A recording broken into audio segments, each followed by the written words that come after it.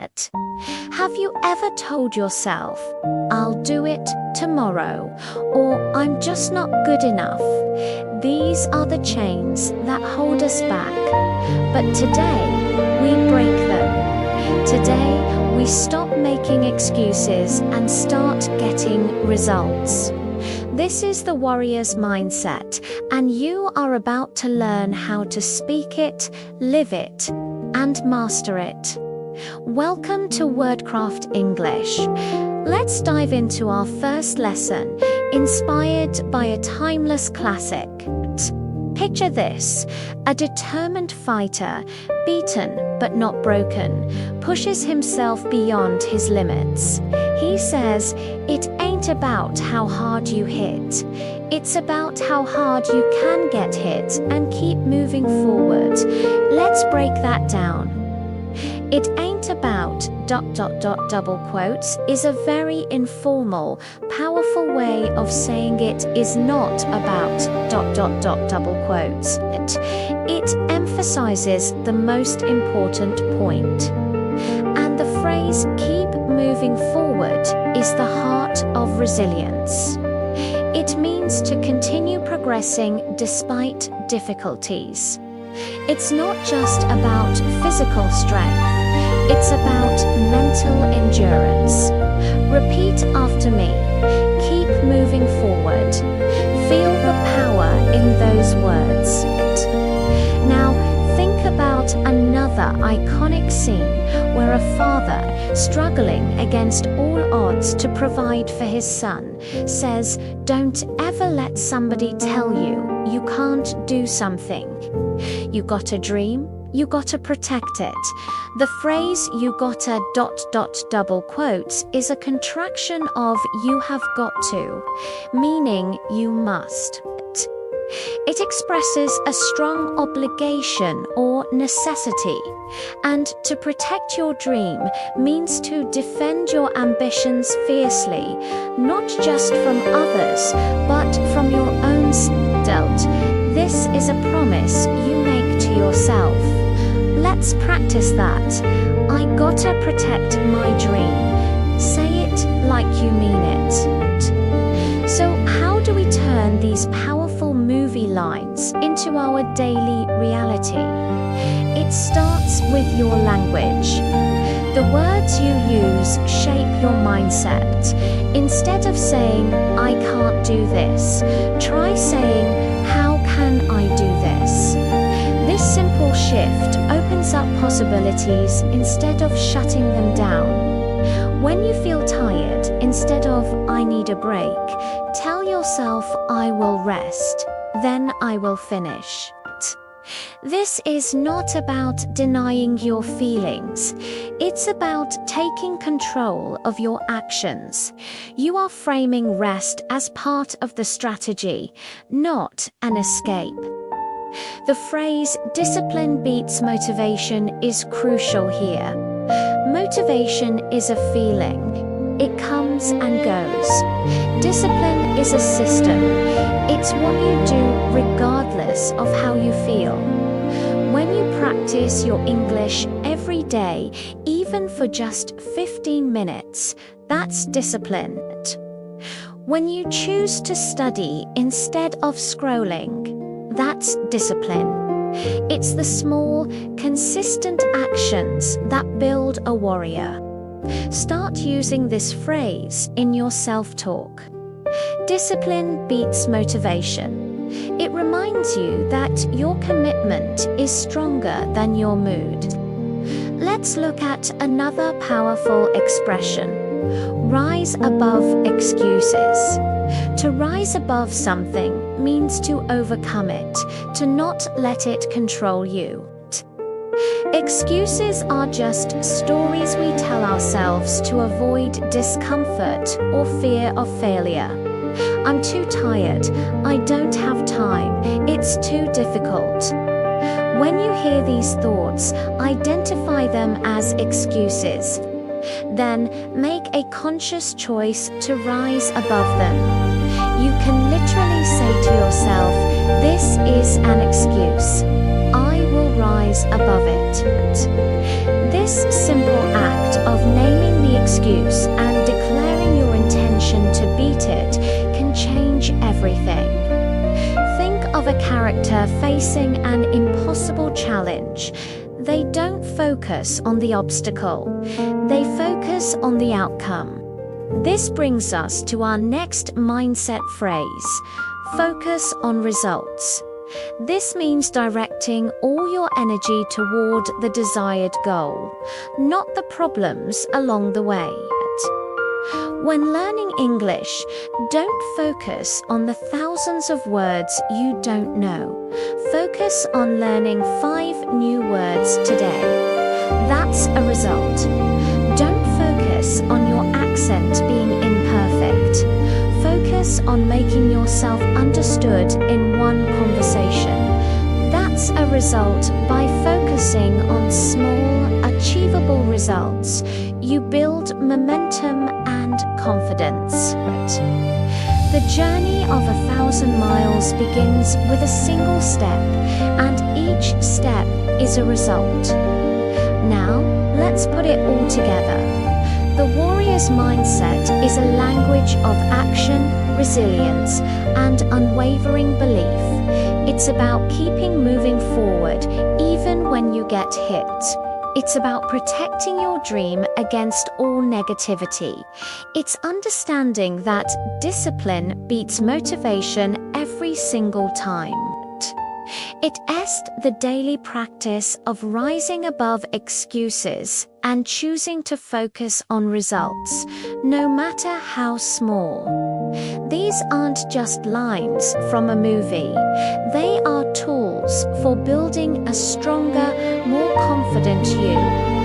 Your challenge for this week is to choose one of these phrases and live by it. Write it down. Put it on your wall.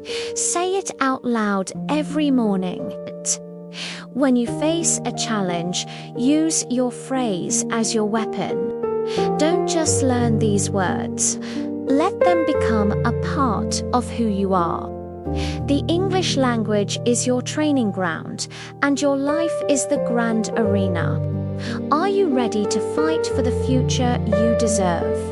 Remember, warriors don't wait for chances, they create them. Learn English, build your mindset, and grow stronger with WordCraft English.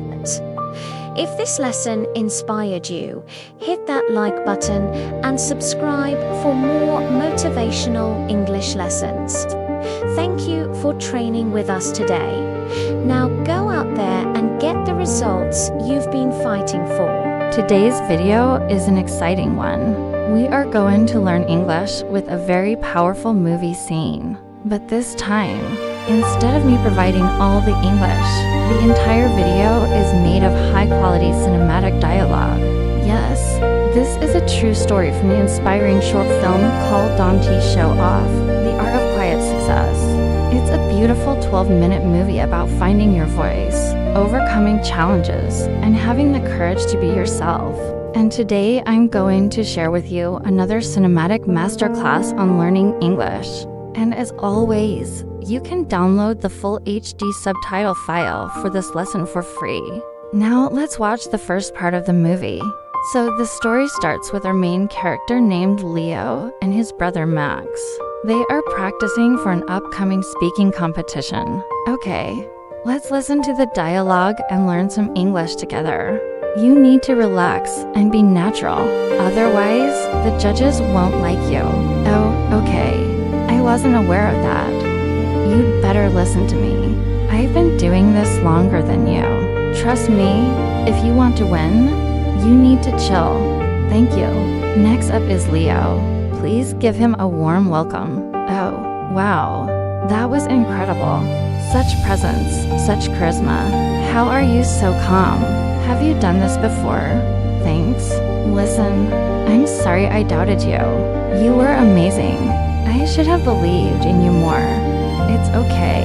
I kinda doubted myself too, to be honest. I'm glad I listened to you about relaxing. I would have lost if I hadn't.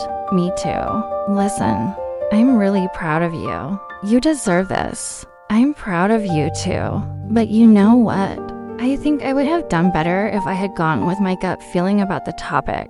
I felt like I could have connected with the audience more if I had chosen something I was more passionate about. Yeah, but you still came in first, so I guess it doesn't matter that much. I don't know. Maybe next time I'll go with my gut feeling. What do you think? Yeah, I think that's a great idea.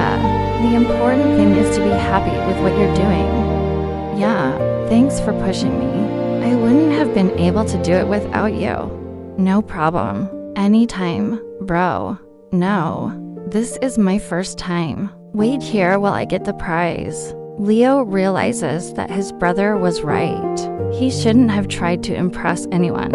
Slang is informal language. It's not appropriate for formal situations. Okay, let's review some of the slang words and phrases they used. He should have stayed true to himself and done what he loved. And now he feels like he can be himself again. Second, go with your gut feeling is an idiom. I hope you enjoyed it and learned something new. If you did, please hit the like button and leave a comment below. And if you haven't subscribed yet, please do. Every week we are publishing new lessons to help you improve your English fast and easily. And you can download the full HD subtitle file for this lesson for free. You can also check out the blog post on the website for a complete transcript and more vocabulary and expressions. See you next time. Bye. It means to follow your instincts. Your gut feeling is the feeling you have when you believe something is right or wrong without any evidence. And third, don't blow it. It means don't ruin it. He can show off his true self.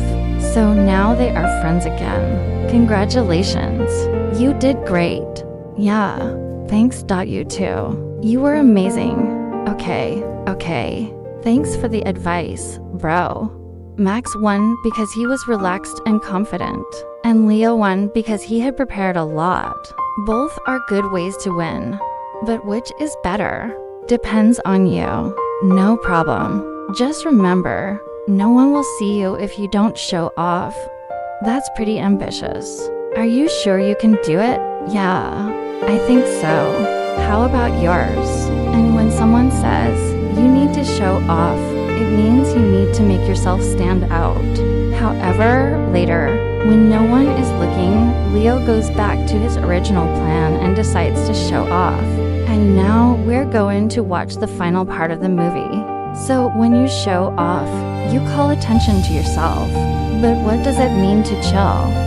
To chill is an informal verb that means to relax or to calm down. For example, when I come home after a long trip, I just chill for a few days. Or after a stressful week, we can chill on the weekend and watch movies. I'm gonna talk about how to find your voice.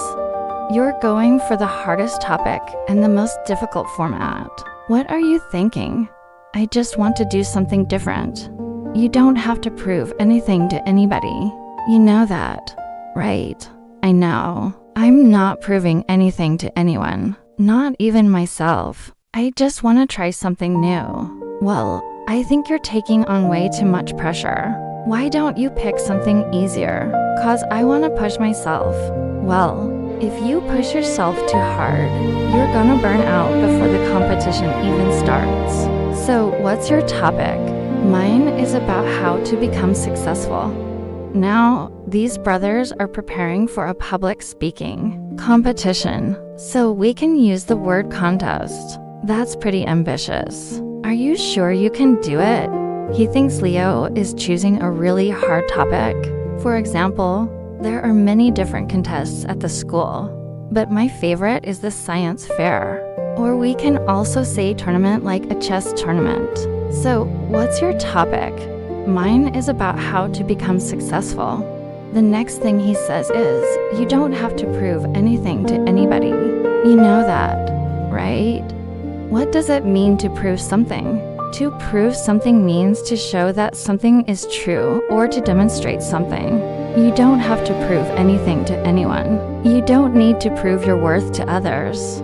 That is correct. But in this conversation, Leo says, not even to myself. So it is important to know that when someone says they don't need to prove themselves to anyone, it actually means they feel the need to prove something to themselves. This is called having a strong sense of self-motivation, and it's a good thing. Leo has a strong motivation to succeed, but Max worries that Leo might work too hard and then get tired before the competition. And he says, if you push yourself too hard, you're gonna burn out before the competition even starts. When you push yourself too hard, it's possible you will become exhausted and lose all your energy. But in this case, it's not physical exhaustion, it's mental exhaustion. Mental exhaustion happens when you put too much pressure on yourself and stress becomes overwhelming. Now, let's continue watching. But that's the point.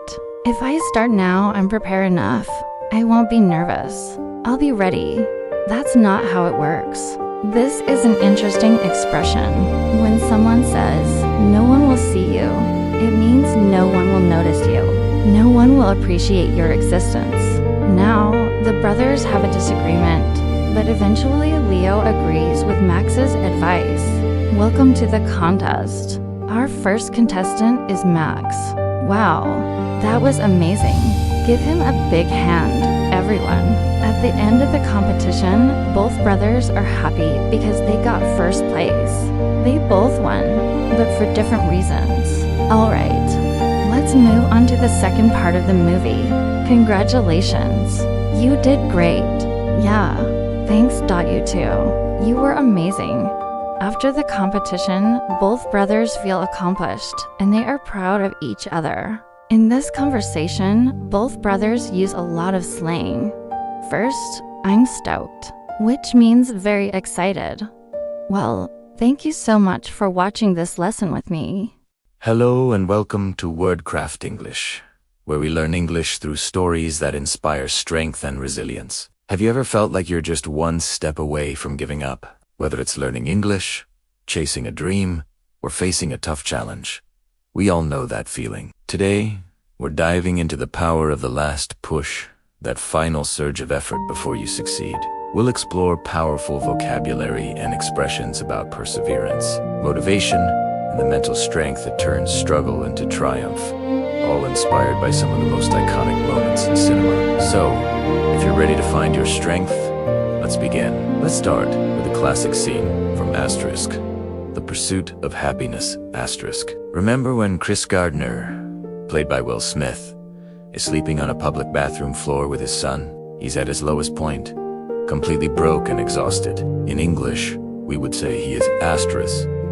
Asterisk on the brink, asterisk, asterisk of despair. On the brink means you are very close to a new, often difficult or dangerous situation. For example, after losing his job, he was on the brink of losing his home. Yet, even in this moment, Chris doesn't quit. He protects his son and keeps pushing. His actions show incredible asterisk. Asterisk. Resilience. Asterisk. Asterisk. Resilience is the ability to recover quickly from difficulties. It's that bounce-back quality. You could say, her resilience in the face of failure was truly inspiring. This scene isn't just about sadness. It's about the quiet promise to asterisk. Asterisk, hold on, asterisk. Hold on is a phrasal verb meaning to endure a difficult situation. It's a simple but powerful phrase. When a friend is struggling, you can tell them, just hold on, things will get better. Now, let's shift gears to the raw physical struggle we see in Asterisk Rocky. When Rocky Balboa is training, he's battered, bruised, and his coach is yelling at him. He's pushing his body past its limits. This is a perfect example of what it means to asterisk. Asterisk. Push through. Asterisk. Asterisk. Push through means to continue doing something even when it's very difficult. Think about your English studies. When you feel tired and want to stop, that's when you need to push through that mental barrier. Another powerful term here is asterisk, asterisk, grit. Asterisk, asterisk. Grit is passion and perseverance for long-term goals. It's having stamina. It's sticking with your future, day in, day out. Not just for the week, not just for the month, but for years, and working really hard to make that future a reality. Rocky has grit. He gets knocked down, but he always gets back up. He embodies the phrase asterisk, asterisk. Keep fighting, asterisk, asterisk. Keep fighting is a direct and powerful command to continue your efforts, no matter the obstacle. You can use it to encourage yourself or others. I know this exam is tough, but keep fighting. You can do it. Let's look at a different kind of survival in asterisk. The Martian asterisk. Mark Watney is stranded on Mars, millions of miles from home. The odds are impossible. But does he give up? No. He says, I'm not going to die here. This determination comes from a deep asterisk. Asterisk. Inner strength. Asterisk. Asterisk. Inner strength refers to the mental and spiritual fortitude you find within yourself during tough times. It's the voice that tells you to keep going when everything else is telling you to stop. Mark has to solve one problem at a time. He has to science the heck out of it. This mindset shows incredible asterisk. Asterisk fortitude. Asterisk asterisk. Fortitude is courage in pain or adversity. It's a more formal word for grit. For example, she endured the long illness with great fortitude. When you feel overwhelmed with learning English too many words, confusing grammar channel, you're in a Mark Watney. Focus on one small task at a time. Master one. Phrasal verb. Learn 5 new words. That's how you build momentum and find the fortitude to continue your journey. Finally, let's consider a moment of psychological rebirth from asterisk. The Dark Knight Rises asterisk. Bruce Wayne is broken, physically and mentally, trapped in a pit-like prison. To escape, he must make a leap of faith without a safety rope. He fails again and again. An old prisoner tells him, fear is why you fail. He has to overcome his fear of falling to truly fly. This is about finding strength when you feel completely asterisk. Asterisk. Defeated asterisk asterisk. Defeated means having been beaten in a battle or a contest. But feeling defeated and being defeated are 2 different things. Bruce was on the verge of giving up. He was at asterisk, asterisk, rock bottom, asterisk, asterisk, which is an idiom for the lowest possible level. After the company went bankrupt, he hit rock bottom. But from rock bottom, the only way to go is up. He harnesses his fear and uses it as fuel. This is the ultimate last push. He finds the courage for one final attempt, and he succeeds. This teaches us that sometimes our greatest weakness can become our greatest strength if we learn to face it. So, how does this all relate to you and your English learning journey? Think about it. Learning a language is a marathon, not a sprint. There will be days you feel stuck, confused, and frustrated. You'll feel like you're on the brink of quitting. You'll feel defeated when you can't understand a movie or express yourself perfectly. This is your pit moment. This is when you feel like you're at rock bottom with your progress. But what did we learn from these stories? Chris Gardner held on. Rocky pushed through. Mark Watney found his inner strength.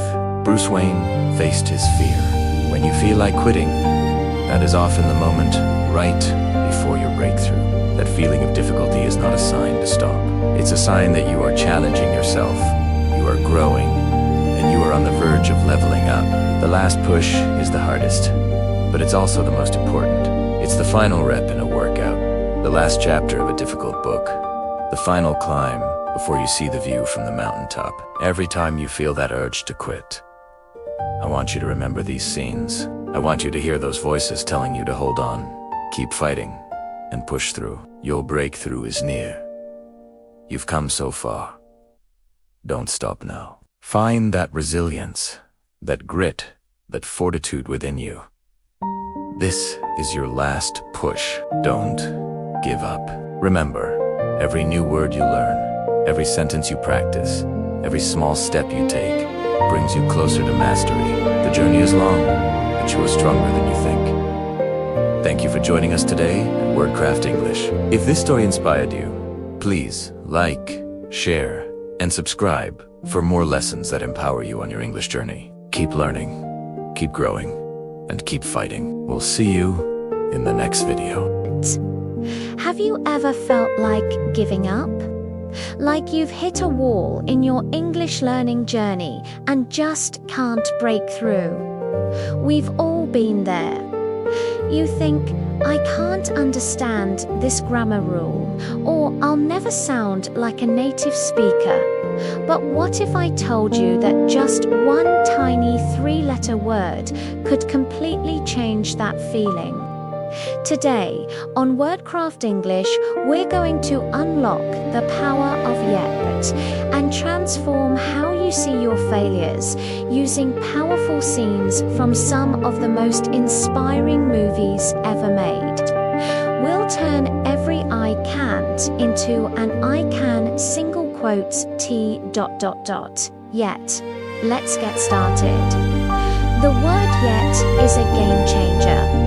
It's a small word with a massive impact on our mindset. When you say, I can't do it, it feels final, like a closed door.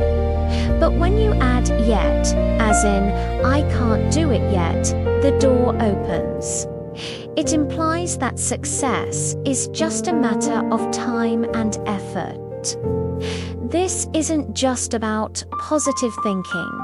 It's a proven psychological tool to build resilience.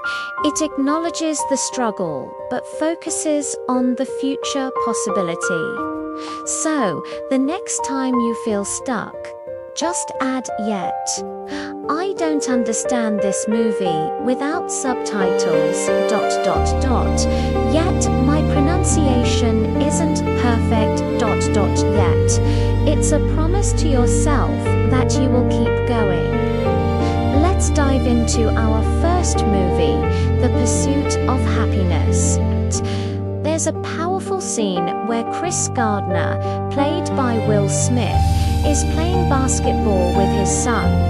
After his son says he'll probably never be a pro, Chris tells him this: don't ever let somebody tell you you can't do something, not even me, alright? You got a dream, you gotta protect it. People can't do something themselves. They wanna tell you you can't do it. If you want something, go get it. Period. This is pure motivation. Let's break down the language. First, don't ever let somebody tell you ... This is a strong command, a powerful way to give advice. The double negative, don't ever, emphasizes the point. Asterisk, never asterisk, allow it. He says, you got a dream, you gotta protect it. Notice the casual, spoken English. Got instead of have got, and gotta instead of have got to. This is very common in American English. To protect a dream means to defend it from negativity, both from others and from yourself. And finally, the phrase go get it, period. The word period is used at the end of a sentence to show that the discussion is over, that this is the final, undeniable truth. It's a very assertive and confident way to speak. So, when you set your English learning goals, remember this: go get it, period. Now, let's move from protecting a dream to fighting for it with our next film. Rocky Balboa. Rocky is a symbol of resilience, of someone who gets knocked down but always gets back up. In a famous speech to his son, he says, "It ain't about how hard you hit, it's about how hard you can get hit and keep moving forward. How much you can take and keep moving forward." That's how winning is done. Let's analyze this incredible vocabulary of perseverance. First, it ain't about ... Ain't is very informal slang for is not or are not, while you shouldn't use it in formal writing. You'll hear it all the time in movies and music. The key phrase here is keep moving forward. This is a fantastic phrasal verb that means to continue to progress despite difficulties. It's not just about moving, but moving asterisk forward asterisk towards your goal. He repeats it for emphasis. Think about your last difficult English lesson. Did you get hit with a concept you didn't understand? The key is to keep moving forward. Review it, ask for help, but don't stop. That's how winning is done in English too. Another brilliant expression from this world is to rise again. When a boxer is knocked down, they have to rise again before the count of 10. This metaphor is perfect for learning. You will make mistakes. You will have moments of doubt. But the most important part is that you rise again. You try again tomorrow. You dust yourself off and continue. You could say, my confidence was low after that presentation, but I'm ready to rise again and practice more. It's about not staying down. For our next lesson in perseverance, we're heading to the world of animation with Kung Fu Panda Po. The panda starts with zero confidence. He feels like a total failure, but his master Shifu tries to teach him a valuable lesson. At one point, a frustrated Po says, I'm not a Kung Fu master. I can't do it. But eventually, he learns. The message of the entire movie is captured in this idea of starting from nothing and becoming a hero through sheer will and practice. Let's look at the phrase, never give up. It's simple, but it's one of the most powerful phrases in the English language. Give up is a phrasal verb meaning to quit or to stop trying. Adding never makes it an unbreakable rule for success. You'll hear this in sports, in business, in every field. It's a universal mantra for resilience. You can tell a friend who is struggling, don't give up on your dream. Or you can tell yourself, I will never give up on becoming fluent in English. A related concept in the movie is the idea to fail forward. This mindset flips the entire meaning of failure. It suggests that every mistake is not a step backward, but a step forward in a different direction, a learning opportunity. When Po tries a move and falls flat on his face, he learns what not to do. He's failing forward.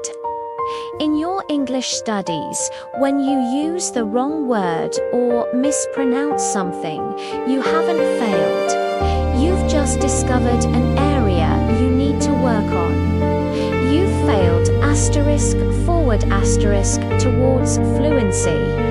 So don't be afraid to make mistakes. Embrace them as part of the process.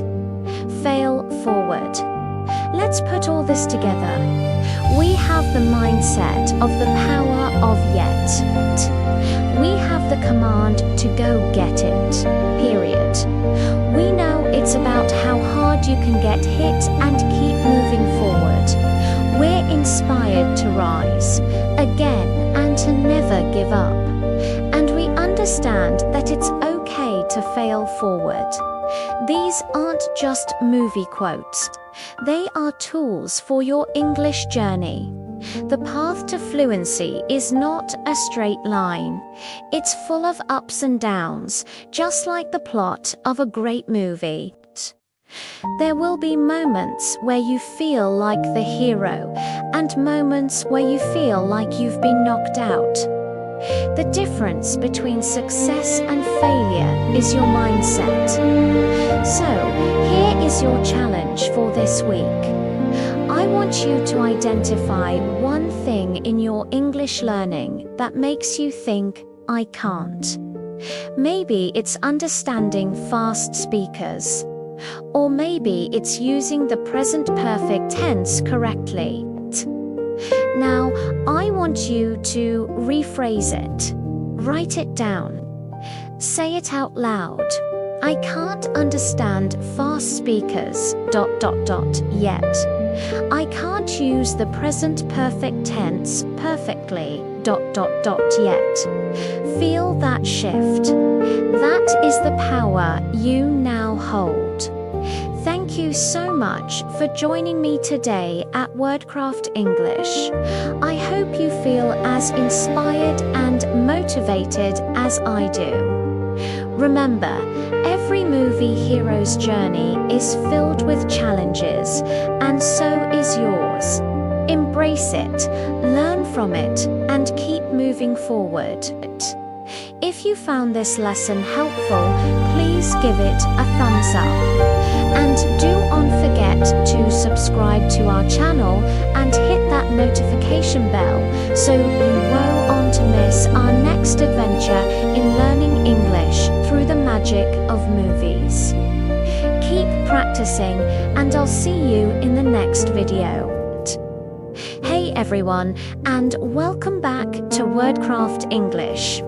This is the channel where we transform your English skills using powerful movies and stories that aren't just teach you words, but inspire success. Are you ready to level up your English and your motivation at the same time? Let's get started. Today, we're diving deep into the world of no pain, no gain. Now, this isn't just about the movie, it's about the powerful mindset behind that famous phrase. This film is packed with lessons on persistence, ambition, and most importantly, unshakable self-belief. It's a goldmine for learning the kind of English that commands attention and shows you mean business. We're going to unlock the language of high achievers. Throughout this lesson, we explore some of the most motivational English phrases and powerful expressions inspired by the film's core message. My goal is for you to walk away from this video not just with new vocabulary, but with the ability to speak English like a confident, determined person who knows what they want and isn't afraid to work for it. Think of it as a language workout for your mind. So let's start with the big one. The phrase that titles the movie itself, no pain, no gain. What does this really mean? It's a classic idiom, a proverb that has been around for ages because it's so true. It means that you can't achieve anything worthwhile, you can't get any gain without first going through some pain, some difficulty, struggle, or hard work. It's the opposite of a shortcut. Let's practice saying it. I want you to feel the meaning behind the words. Repeat after me and try to say it with conviction. Ready? No pain, no gain. One more time, a little stronger. No pain, no gain. You see, when you say it with that energy, it's not just for words. It's a declaration. It's a statement of your commitment. In a conversation, you could use this when a friend is complaining about studying hard. You could say, I know it's tough, but hey, no pain, no gain. It'll be worth it when you get that A. Now, let's look at another powerful line you might hear. If you want something, you have to work for it. This phrase is direct, simple, incredibly effective. It's about taking responsibility for your own dreams. It's not about wishing or hoping, it's about doing. This is the language of action. Notice the structure. If you want, ... double quotes, followed by, you have to ... This is a conditional statement that links desire directly to obligation. It's a cause and effect for success. Let's break down how you can use this in your daily life. Imagine you're talking about your goal to become fluent in English. You could say to a friend, I really want to travel the world and speak to people without a translator. Then you can add, I know it's a big goal, but if you want something, you have to work for it. That's why I'm studying every single day. This shows determination and a clear plan. It's a phrase that builds respect because it shows you're not just a dreamer, you're a doer. Let's try saying it together.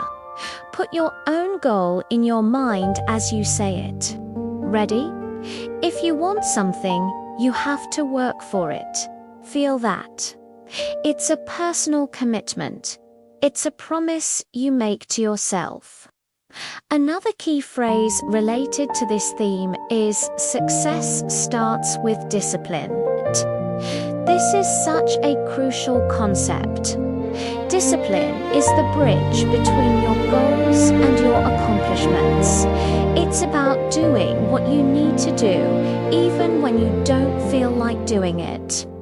It's not about waiting for motivation to strike. It's about creating habits that lead to success. The word discipline itself comes from the Latin word for pupil or student, which reminds us that discipline is a process of learning and training. So, when you say success starts with discipline, you're acknowledging that big achievements aren't random. They are the result of small, consistent efforts made over time. For example, if someone asks you, how did you get so good at English? You could respond, it wasn't magic. For me, success starts with discipline. I made a rule to practice for 30 minutes every morning, no matter what. This phrase positions you as someone who is strategic and in control of their own progress. Let's practice that one. Repeat after me with a calm, confident tone. Success starts with discipline. Again, success starts with discipline. It sounds wise, doesn't it? Because it is. It's a fundamental truth of achievement in any field, whether it's fitness, business, or learning a language. Now, let's put these phrases into a real-life context. Imagine you're at the gym, or maybe you're studying late at night for an important exam. You're tired, you're sore, and a little voice in your head is telling you to quit. This is the moment where this vocabulary becomes more than just words, it becomes your inner coach. You can say to yourself, this is the pain part, but no pain, no gain. I'm building something here. You can remind yourself, I really want to pass this exam. And if you want something, you have to work for it. This is the work. And finally, you can center yourself by thinking, this isn't about how I feel right now. This is about my goal. Success starts with discipline. Using these phrases, even just in your own thoughts, can completely reframe a difficult situation. It transforms a moment of struggle into a necessary step on your path to victory. That's the power of language. It doesn't just describe your reality, it can shape it. Let us explore a few more related expressions you can use to sound like a native speaker who is driven and focused. For instance, to go the extra mile. This means doing more than what is expected of you. If your boss asks you to prepare a report, and you not only write the report, but also create a presentation with visual aids, you've gone the extra mile. Someone might say, "Wow, you really went the extra mile on this project." It's a huge compliment. Another one is to bite the bullet. This means facing a difficult situation with courage and determination. Let's say you're nervous about giving a presentation in English. You could say, "I'm really nervous, but I'm just going to have to bite the bullet and do it." It shows you're not going to let fear stop you. And how about to stick to your guns? This means to maintain your position or your beliefs, even when others are trying to convince you otherwise. If you believe your study method is working, but a friend tells you to try something else, you could say, "I appreciate the advice, but I'm going to stick to my guns on this one. I'm seeing real progress." Each of these idioms adds color and depth to your English. They show that you understand the culture behind the language, the values of hard work, courage, and persistence, and they make your speech far more engaging and memorable. So, let's do a quick review. We've learned no pain, no gain, which is about embracing the struggle. We've learned if you want something, you have to work for it, which is about taking action. And we've learned success starts with discipline, which is about building consistent habits. We also added go the extra mile, bite the bullet, and stick to your guns to our motivational toolkit. I want you to take these phrases and make them your own this week. Listen for them in movies, read them in books, and most importantly, try to use them. Maybe you can write one down on a sticky note and put it on your desk. Let it be your mantra for the day. So next time you feel tired, overwhelmed, or you just want to give up on your English learning journey, I want you to remember these words. Every great success story, whether it's in a Hollywood movie or in your own life, begins with effort. Every mistake is a lesson, and every challenge is an opportunity to get stronger. Your journey to fluency is a marathon, not a sprint. Keep learning, keep pushing your limits, and keep speaking English with the confidence of someone who knows that their hard work will pay off. You've got this. If you love learning English through movies and real-life motivation, and you want to continue building an unstoppable mindset, then make sure you hit that subscribe button and ring the notification bell.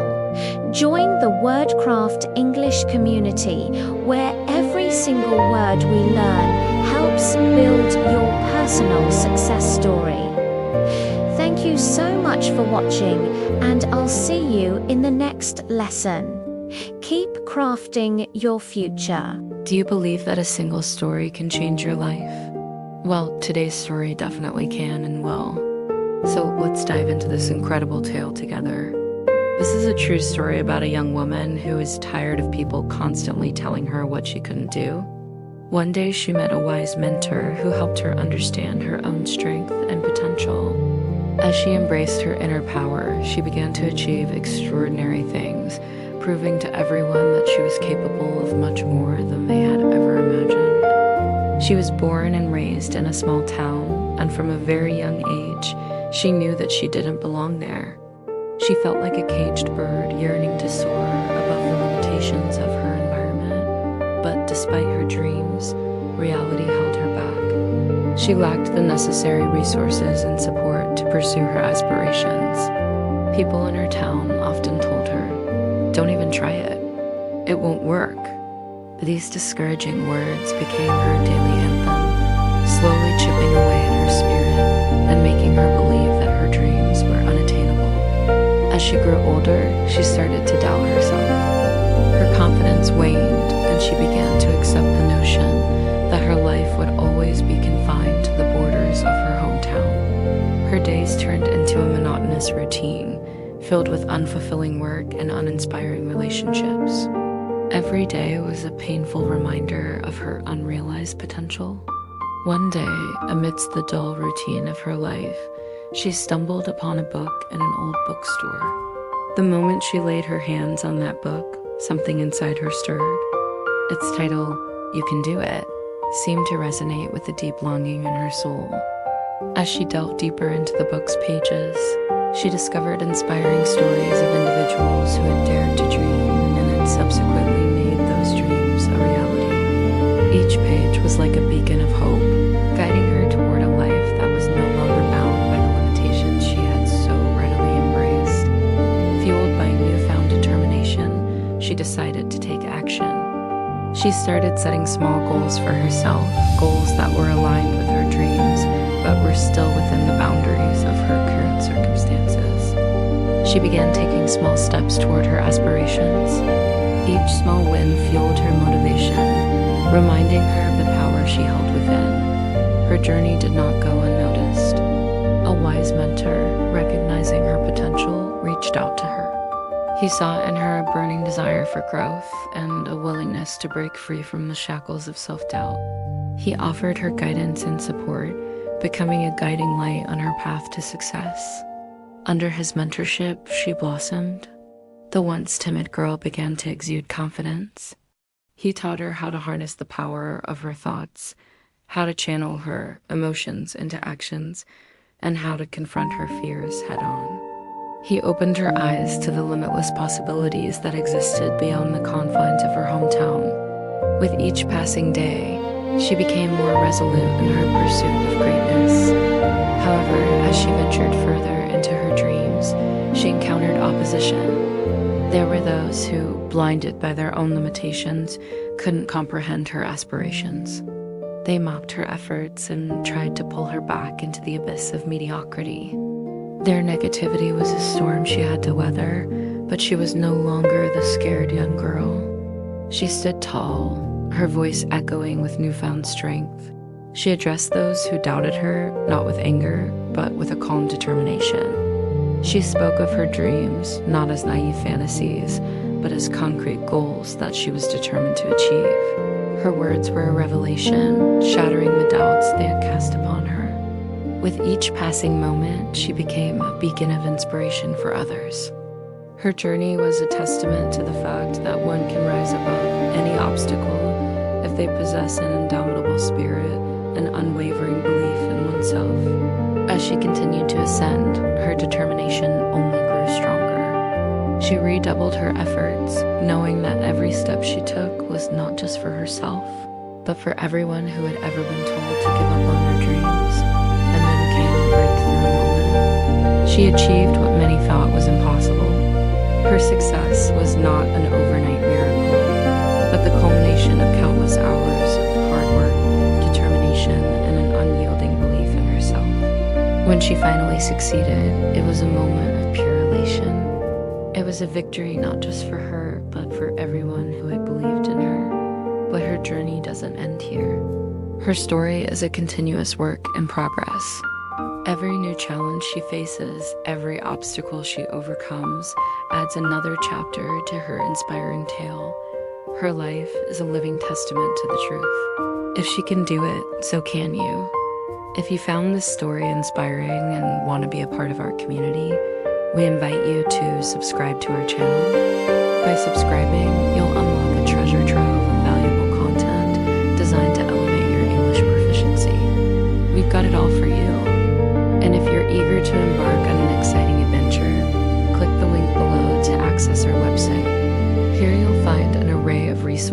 designed to supercharge your English learning journey.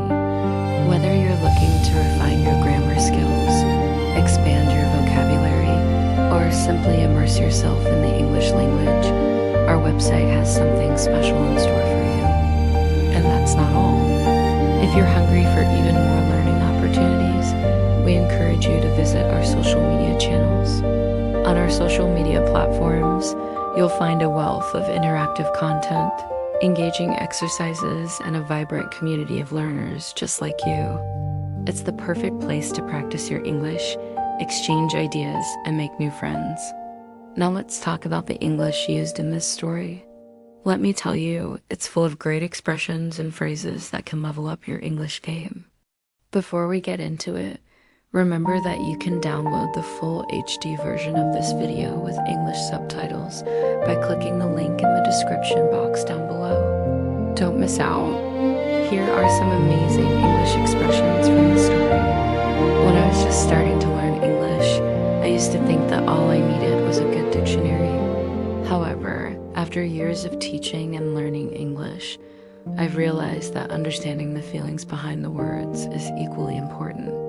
That's why I put so much effort into explaining the emotions and the mindset behind each expression. To truly master a language, we need to understand not just the words, but also the stories, the culture, and the emotions that shape its expressions.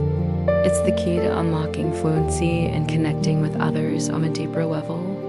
Let's look at some examples from the story. When she discovered the book, the words, "You can do it," resonated with her.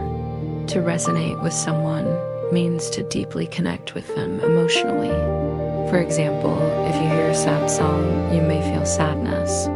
That's because the song resonates with you on an emotional level. She started setting small goals for herself. In this case, goals means desired outcomes or targets that she wanted to achieve. For example, if you want to improve your English, one of your goals could be to watch English movies without subtitles. She began to doubt herself. Doubt means uncertainty or questioning. For example, if your friend asks, "What do you want to eat tonight?" and you can't decide, you might say, "I don't know. I have my doubts." Each small win fueled her motivation. Fuel means to provide energy or motivation. For example, if you study for an exam and get a good grade, that can fuel your motivation to keep studying. They tried to pull her back into the abyss of mediocrity. Pull back means to move backward or to stop doing something. For example, if you're walking forward and someone pulls you, you will move back. Similarly, they tried to pull her back into the bad situation by discouraging her dreams. Every step she took was not just for herself, but for everyone who had believed in her. Step means a single action done to achieve a larger goal. For example, the culmination of your studies could be your final exam or graduation. Her life is a living testament to the truth. Testament means evidence or proof. For example, if you want to prove that you studied for the test, you can show your notes as evidence. We hope you enjoyed this touching and inspiring story along with the English expressions sprinkled throughout it. If you found value in our lessons, please show your support. And if you haven't already, we invite you to join our growing family. Stay tuned for more amazing content coming your way. Thanks for watching and happy learning. Hi there, this is your host. Today we're going to start a new series called Learn English with Movies. And for our first movie lesson, we'll look at the movie The Pursuit of Happiness, which is based on a true story. This is a great film with a very important message. It's a story about hope, and it's about believing in yourself even when things are really difficult. So let's get started. Okay, here's the scene. Chris Gardner, played by Will Smith, is a single father who has just moved to San Francisco with his young son. He's trying everything he can to make money and get a better life for himself and his son, but he's starting to lose hope. His bank account is almost empty. His relationship with his son is suffering. And worst of all, he's not able to find a good job. But then he meets a friend who tells him about an unpaid internship at a prestigious brokerage firm. It's an unpaid position, which means that he will not be paid for his work, but it could be his big opportunity. So he decides to apply for the position. Now, this is a key moment in the movie. Chris has been through so many challenges already, and now he has to decide if he should keep trying or if he should give up. This is what he says. You know what? You're right. I'm tired. I'm exhausted. All my life, I've been looking for the easy way out. There is no easy way out. You work hard. You do what you have to do, and then you find a way. Now, this is a very powerful dialogue. Let's analyze it. So the first thing that Chris says is, you know what? You're right. I'm tired. I'm exhausted. This is how we express that we agree with somebody and that we want to show our feelings. When you say you're right, you're telling the other person that you agree with them. It's a way of showing respect and understanding their point of view. So for example, if your friend says it's late, we should go home. You can reply, I know, you're right. I was having fun, but it is late and I need to get some sleep. After that, he says, I'm tired. I'm exhausted. When you are tired, you don't have any more strength. You need rest. Exhaust is the same. It means you are extremely tired. Sometimes when you feel very tired, you can also say dead on your feet to show just how exhausted you are. After saying that he's tired and exhausted, Chris says, all my life, I've been looking for the easy way out. So he's saying that before this moment in his life, when he faced difficulties, he tried to find the easy way out instead of facing his problems. This is an idiom. An idiom is a phrase that has a special meaning. So when someone says to look for the easy way out, it means to try to avoid your problems and not face them directly. So if one of your friends is talking about studying for an exam tomorrow, and he says, yeah, I'm just going to look for the easy way out and not study, he means that he's planning to cheat during the exam or copy from another student. Chris then says, there is no easy way out. He's telling his son that there is no solution to their problem without working hard. In this context, it refers to the phrase looking for the easy way out. That's what he just said. It is short for looking for the easy way out. Then he continues, you work hard. You do what you have to do, and then you find a way. So after telling his son there's no easy way out, he gives him some advice. First, he says, you work hard. When you work hard, it means you're putting a lot of effort and energy into what you're doing. Then he says, you do what you have to do. This is another idiom. So when you do what you have to do, it means you do all the necessary actions to achieve something. After that, he says, and then you find a way. Find a way is a phrasal verb. A phrasal verb is two or more words that work together and have a special meaning. So when you find a way, it means to discover a solution to a problem. Now let's listen to the whole dialogue again. You know what? You're right. I'm tired. I'm exhausted. All my life, I've been looking for the easy way out. There is no easy way out. You work hard, you do what you have to do, and then you find a way. Repeat it with me. Okay, now let's practice this with a mini speaking challenge. I'm going to give you a situation, and you can practice speaking in English using the phrases we learned. If you want, you can record your answer and share it with us on social media using the hashtag provided. Okay, here's your situation. Imagine you're talking to a friend and you tell him you're giving up on your dream because it's too difficult. Then your friend says, you know what? You're right. I'm tired. I'm exhausted. All my life, I've been looking for the easy way out. There is no easy way out. You work hard. You do what you have to do, and then you find a way. Now, respond to your friend using the phrases we learned. Remember, if you want, you can record your answer and share it with us on social media using the hashtag provided. Next, let's watch another scene from a great movie called Rocky. Rocky is a small-time boxer who gets the opportunity of a lifetime. He's going to fight the world heavyweight champion Apollo Creed. Everyone thinks that Rocky will lose the fight, but he doesn't care. He trains hard for the fight, and he does everything he can to be the best boxer he can be. Here's what he says in a key scene in the movie. Yo, Adrian, I did it. Yo, Adrian, I'm going the distance. I'm gonna go the whole 9 yards. Adrian, I'm gonna take this guy down. No, I'm gonna make him eat the canvas. I'm gonna beat him, Adrian. I'm gonna beat him, Adrian. This is an iconic scene. Rocky is talking to his girlfriend, Adrian, and he's telling her about his upcoming fight. He uses slang. which is informal language. So let's break it down. Yo, Adrian. So, yo is a word used as an interjection. It's a way of calling somebody, especially a friend. So it's informal. It's like saying, hey, Adrian. And then he says, I did it. So he's telling Adrian that he's accomplished something. He's done what he needed to do.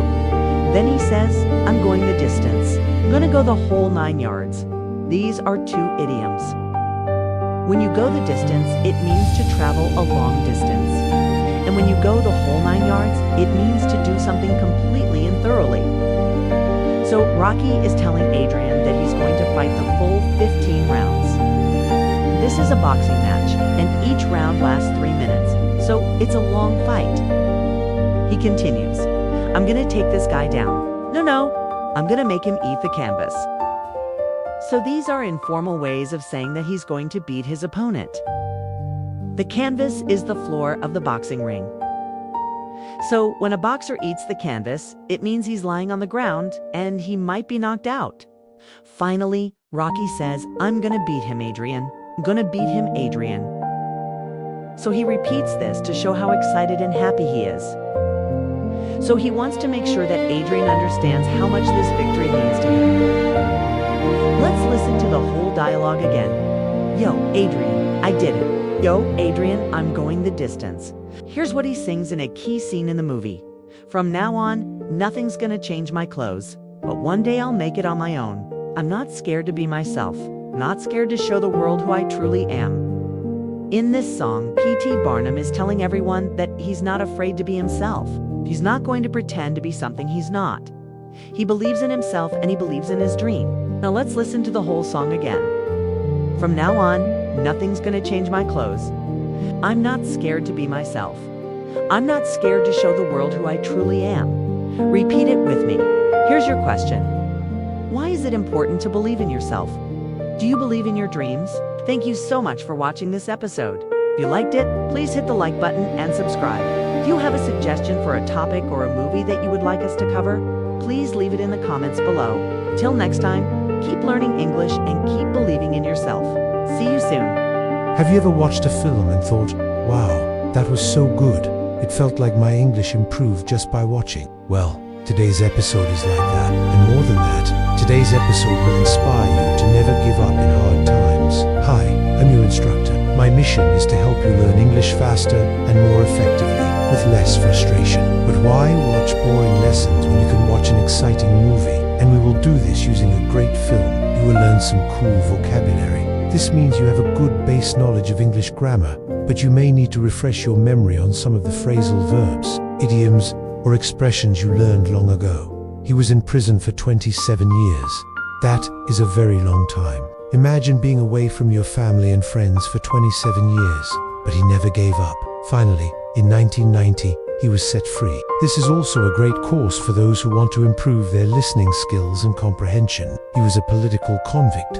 Instead, he wanted to help everyone understand each other. Now here's where the plot thickens. And guess what happened? They did win. Mandela called him. He invited the whole team to his home. First, let's look at the word apartheid. Remember, it's a system of racial segregation. The word you need to remember is separate.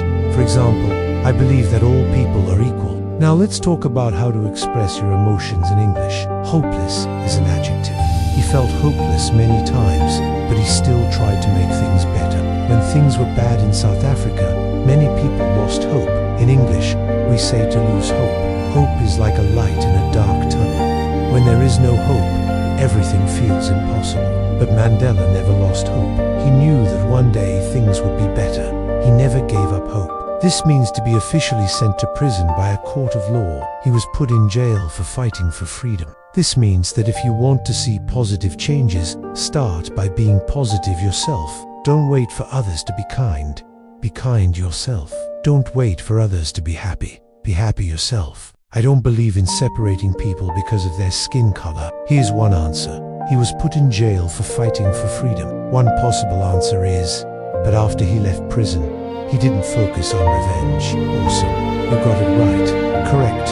One correct answer could be he felt hopeless many times, but he still tried to make things better. Well done. She took the opportunity to become a better English speaker with WordCraft English. Wonderful. To be angry means to feel intense and often uncontrolled displeasure. One possible answer is, I hate the way people were treated. Amazing. When you're angry, you feel upset because of something unfair or unpleasant. Anger is a normal feeling, but it's important not to let it control you. When we are angry, we can say, I'm so angry. I am so angry right now. I am so angry at the situation. If you want to go deeper into the amazing world of English with us, you can download our free ebook, How to Improve Your English Faster. You can also join our free online community. This is a great place to improve your English, make friends, and receive exclusive offers. Let us look at the questions below and write a sentence or two using the vocabulary and expressions we learned today. One answer could be, I believe that all people are equal. I don't believe in separating people because of their skin color. We love reading your comments. We learn a lot from you. Thank you for giving us a little bit of your time. We appreciate it. See you soon. Bye. Great. This is exactly what Nelson Mandela believed in. Go ahead, we'll wait for you. Ready? Let's check your answers. Oh, I'm so angry at what he did. But after he left prison, he didn't focus on revenge. For example, he hated the way people were treated. But hate can be destructive. When we hate, we only see bad things. If you are full of hate, you will not be able to help others. You will not be able to make things better. We forget that people can change. We forget that there is hope. And this moment was a symbol of a new South Africa. South Africa was going to host the Rugby World Cup. If he had done that, nothing would have changed. He wouldn't have helped anyone. He believed that everyone deserved a chance. He was willing to give his enemies a chance. And this made him a hero. Rugby is a sport that was mostly played by white South Africans. Mandela used this opportunity to bring everyone together. He knew that if the black South Africans could win the game, it would be a great moment for the country. It would be a moment for all South Africans to be proud of. So if you're ready to unlock powerful English, let's get started. She took the opportunity to become a better English speaker with WordCraft English. There is a reason 70 million people around the world watch our videos. Our videos are different because we teach natural English with real stories. We don't teach textbook English. We teach English as it is really used in real life. You will learn how to speak with confidence and ease. If you have been frustrated learning English with traditional lessons, we have a new way. It works. If you're ready to take your English to the next level with WordCraft English, let's get started. In the movie Invictus, Morgan Freeman plays Nelson Mandela. He played a huge role in ending apartheid in South Africa. Apartheid was a system of racial segregation in South Africa. Basically, the government forced black Africans into a life of poverty, and sadly, they were treated like they were less than human. It was terrible. The only difference between apartheid and slavery is that in slavery, you own people like property, and in apartheid, you just treat them horribly without owning them. In this course, we use cinema to teach you English because movies make learning fun and effective. In this lesson, we're going to help you discover how to talk about hard times in your life. The first thing you should know is that this course is perfect. If you are an intermediate or advanced learner who wants to improve your English fast, naturally, and confidently. Okay, now let's jump into our story. Nelson Mandela was put in jail for fighting against apartheid. After he left prison, he didn't focus on revenge, so he asked the captain of the team, Francois Pienaar, to give him a call if they won. Now let's look at some useful vocabulary and expressions. Next, the word convict. A convict is a person who has been found guilty of a crime and is usually sent to prison. Next, we have the expression to be put in jail. Next, we have the word revenge. Revenge is the desire to hurt someone back for an injury, wrong, or damage. And finally, the word opportunity. An opportunity is a time or chance for doing something. You might think that Mandela was too nice. You might think he should have focused on revenge, but think again. Life will throw you curveballs, but if you keep trying, you can hit home runs. When we don't have hope, we can feel hopeless. Another important emotion is anger. Sometimes anger can turn into hate. Hate is a strong feeling of dislike, so it's important to control your emotions. If you cannot control your emotions, they will control you. There is a famous quote, "Be the change that you wish to see in the world."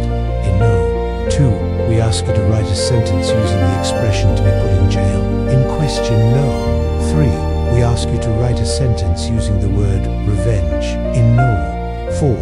We ask you to write a sentence using the word opportunity. Here's one answer. In no. 5. We ask you to write a sentence using the word hopeless. In no. 6. we ask you to write a sentence using the word anger. I'm so angry at the situation. Fantastic. And finally, in No. 7, we asked you to write a sentence using the word hate. You just leveled up your English. Wow, we hope you enjoyed this inspiring story. Thank you for watching, and please remember to leave a comment below. I failed my exams. My family disowned me. I became homeless. They all said that I would end up dead or in prison. And today in our series, Learn English with Movies, we are going to watch this video. We are going to work on our listening skills. We are going to discover some fantastic phrasal verbs, idioms, and linkers. And best of all, we are going to discover how real English is used in a situation full of challenge, full of hope, and finally full of triumph. But I didn't care. Something inside me just snapped. I wasn't going to let them be right. Now, without further ado, let's jump straight into the video. It wasn't much, but it was enough to get me out of bed every morning. Every day after work, I would study. I lived on instant noodles and cheap beer, slept on a friend's sofa. Why didn't he just listen to his parents and teachers? I poured my heart and soul into it. I worked on it for months, but when the results were announced, I didn't win. In fact, I didn't even come close to winning. But something strange happened. A famous author read my story and he offered me a chance to publish it. I traveled around the world meeting readers and fellow authors. I felt like I was living a dream.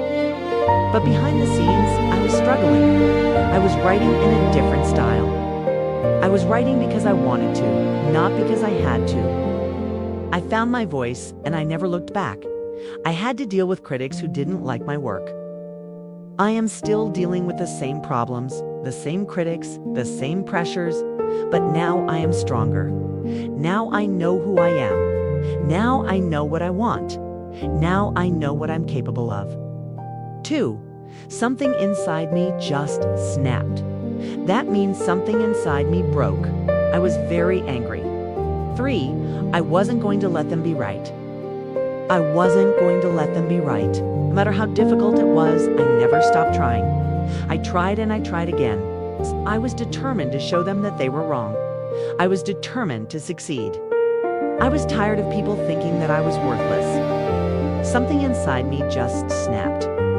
Do you think it's important to never give up on your dreams? Share your thoughts with me in the comments below. And if you want to reach the next level, you can enroll in one of our online English courses. I had to deal with publishers who wanted me to write something more commercial. I had to deal with fans who expected me to write a sequel to my first book. I felt trapped, for I poured my heart and soul into it. I put everything I had into it. I spent all my time, all my energy into it. I poured my heart and soul into it. They all said that I would end up dead or in prison, but I didn't care. I totally failed. I completely messed up, so I failed my exams. My family didn't want anything to do with me anymore. They disowned me. I had no money, no home. I was homeless. I totally failed. I completely messed up. He said that I had a unique voice and that I shouldn't give up on my dreams. It was a terrible shock. I hadn't seen him for years, but that didn't make it any less painful. I flew home for the funeral. When I arrived at my parents' house, I saw my mother. She looked at me and she started crying. She told me that she was so sorry for what had happened. She said that she had been praying every day that we would be reunited. She said that she had missed me so much. I was shocked. I had never seen her so emotional. I hugged her and I promised that I would stay. First, don't forget to subscribe to the channel. You can also follow us on social media. On our page, you will find daily English lessons. You will find videos, quizzes, games. It's the perfect place to practice your English and have fun at the same time. I told her that I wanted to start a new chapter in my life. He became my mentor and guided me through the world of literature. Well, to be honest, I did try. I really did. But something inside me just wouldn't let me stop. I couldn't accept that my life would be ordinary. I knew that I had a gift for writing and I wanted to use it. I didn't have much, but I was determined to make something of myself. I told myself that I wouldn't be down for long. They said that they were too weird or too different. I couldn't believe it. All those years of rejection, all those sleepless nights, all that hard work had finally paid off. But it was only the beginning. I felt like I was going crazy, wanted to quit, but then I remembered what my mentor had told me. He had said that I couldn't let the fear of failure hold me back. He said that I had to keep trying no matter how difficult it was. So I kept writing.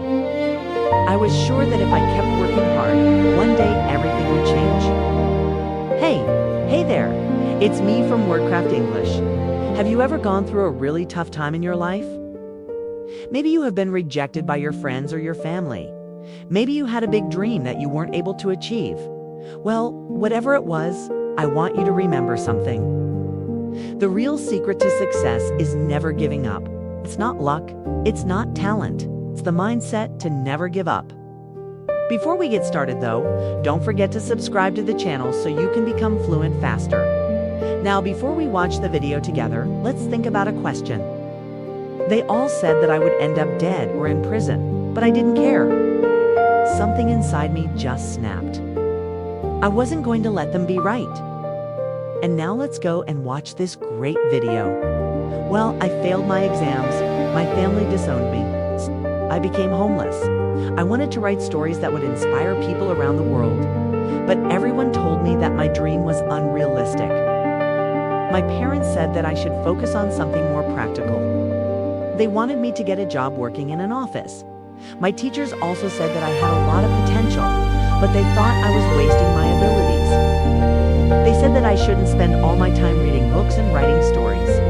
They said that I needed to get a real education. I got a job working for my uncle in his warehouse.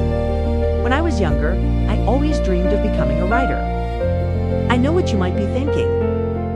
When I was in high school, I wrote a story for a national competition, but even with his support, it wasn't easy.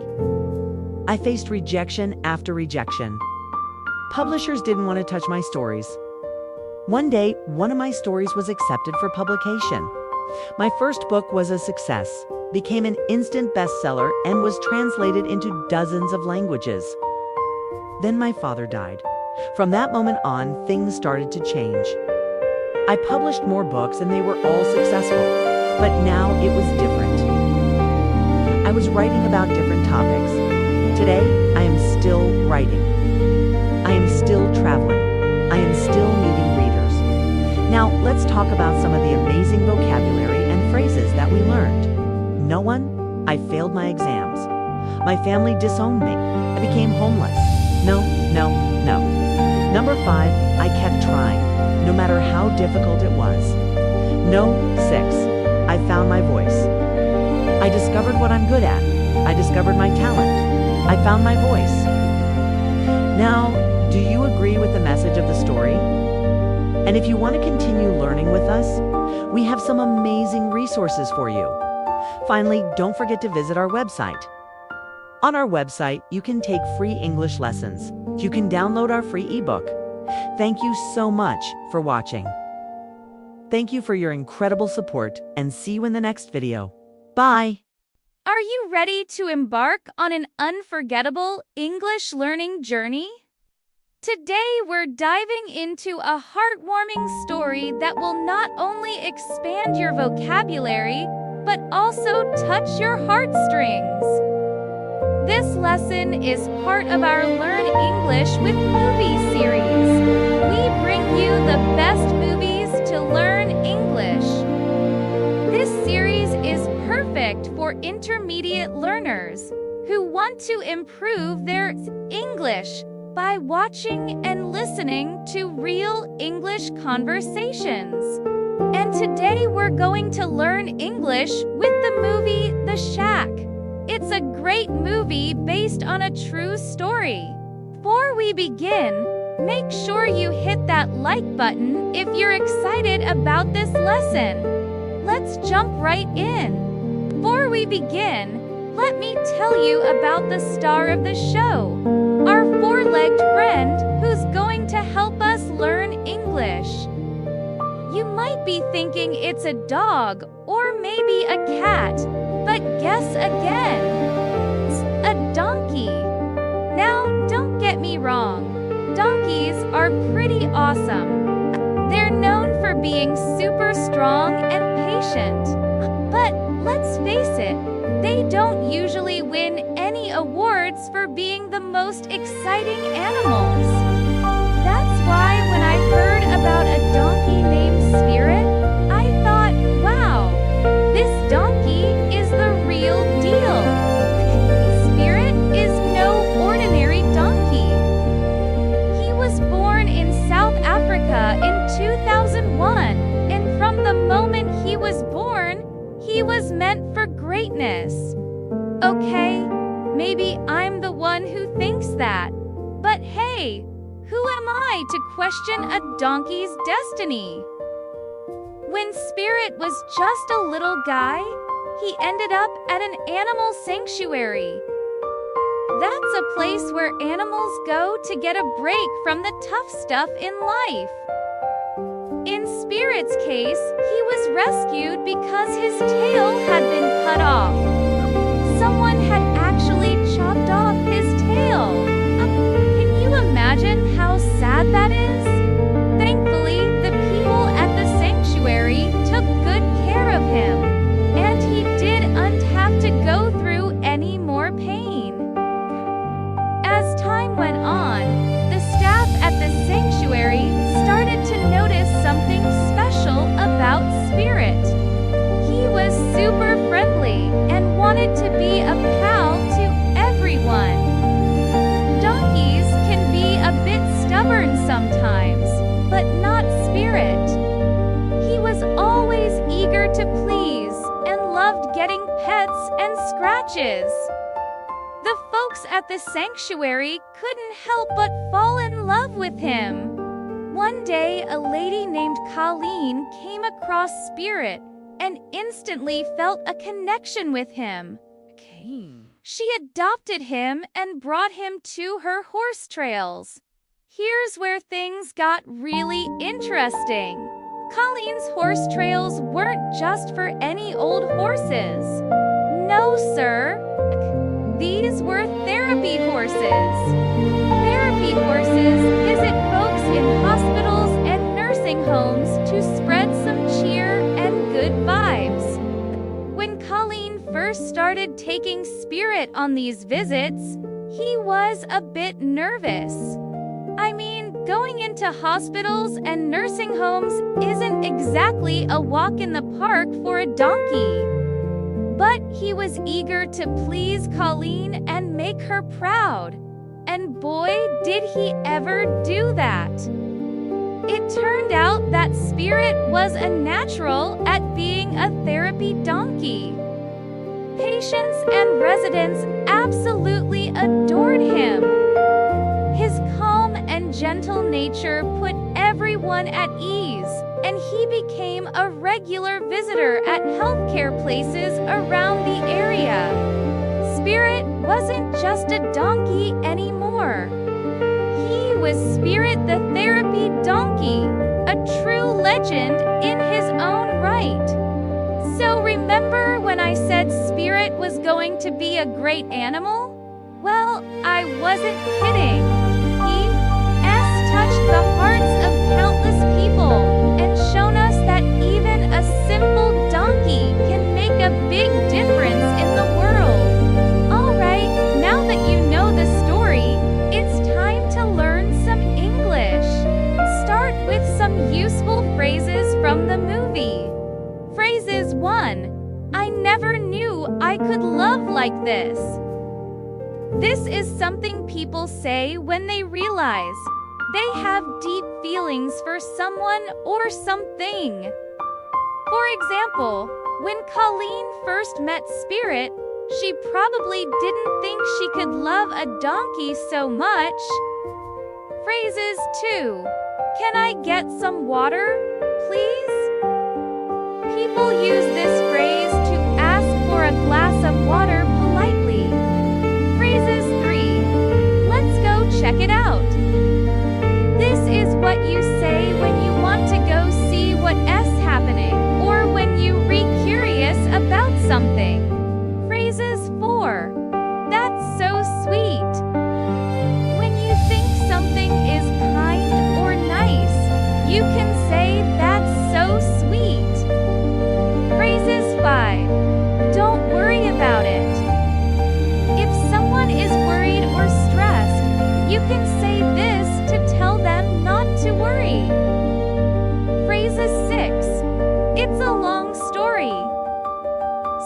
sometimes people don't want to share all the details about something. In this case, Spirit probably has a lot of stories to tell. Phrases 7. That sounds amazing. When someone tells you something really exciting, you can say this to show you're impressed. Phrases 8. How about you? When someone asks you a question, you can end the question with how about you? To ask them the same question back. Let's move on to some sample conversations from the movie. Conversation 1. What's your name? My name is Spirit. My name is Spirit. That's how you introduce yourself and tell someone your name. Conversation 2. Hey, how are you doing? I'm fine. How are you? This is a polite way to greet someone and ask about their well-being. Conversation 3. Could you please help me? Sure. What can I do for you? In this conversation, someone is asking for help, and the other person is offering assistance. Conversation 4. Where is the bathroom? Excuse me. Where is the bathroom? The bathroom is over there. This is how you ask for directions to the bathroom. Conversation 5. Do you have a minute? Yeah, what's up? When you want to talk to someone, you can say, do you have a minute? To get their attention. Alright, now let's practice your listening skills. Listen carefully to the scene and try to understand what they're saying. And don't worry if you don't understand everything. That's why we have subtitles. Okay? Now it's time to check your understanding. Answer these questions to see how much you understood. Question 1. Where does Spirit live? Question 2. What does Spirit like to do? Question 3. How does Spirit feel about meeting new people? Now let's move on to a fun activity. Fill in the blanks with the correct word or phrase from the conversation. Conversation. Person A. Hi, my name is blank. Person B. Nice to meet you, blank. I'm from Brazil. Person A. Where are you, blank. Person B. I'm a blank. Person A. What brings you to blank? Person B. I'm here on blank. Person A. That sounds blank. Person B. Yeah, it's been an amazing experience. All right, now let's check your answers. Answer key. Conversation. Person A. Hi, my name is blank. Person B. Nice to meet you, blank. I'm from Brazil. Person A. Where are you, blank? Person B. I'm a blank. Person A. What brings you to blank? Person B. I'm here on blank. Person A. Oh, that sounds blank. Person B. Yeah, it's been an amazing experience. Congratulations on completing another fantastic English lesson. I hope you enjoyed learning English with the inspiring story of a donkey who changed everything. Remember, you can find the full movie on various platforms. Do unforget to subscribe if you haven't already and turn on notifications so you never miss an update. Thanks for watching. watching, and until next time, happy learning! What do movie characters do when life gets tough? Do they give up? Do they complain? Well, sometimes. But today in this video, we're going to look at some movie characters who stay positive even when everything seems to fall apart around them. We'll break down some emotional lines of dialogue. We'll learn some key English expressions, and we'll explore some inspiring vocabulary related to hope, resilience, and positive thinking. So if you're ready to be inspired to keep going and learn some great English at the same time, then let's get started. Well, next time you need to remember these words. This movie is based on a true story about a boy who survives after a shipwreck. He spends a long time in a lifeboat with only a zebra, a hyena, an orangutan, and a tiger for company. In this scene, Pi has been alone for many weeks and he is starting to lose hope. There's no one to help him and he might die at any moment. But instead of panicking or feeling sorry for himself, he stays calm and he says, "I'm fine." Mark then goes on to describe his daily routine on Mars. And what does he do? He tends to his plants. He works out, he plays video games, and he watches movies. So thank you for watching. He also says that he has plenty of food to eat. But then he meets 22, who has lived thousands of lives and done everything there is to do. And she still hasn't found anything that she loves. So she asks Joe, "What makes you think that you're any different?" And then Joe realizes that he's been focusing on the wrong thing. He's been focused on achieving his dreams and becoming successful. But all those things aren't really important. What's really important is just living life. It's enjoying every day and being grateful for what you have. So what's the lesson here? Well, it's easy to get caught up in our goals and our ambitions. But it's important to remember to enjoy the journey. It's important to enjoy every day, even if you have big dreams.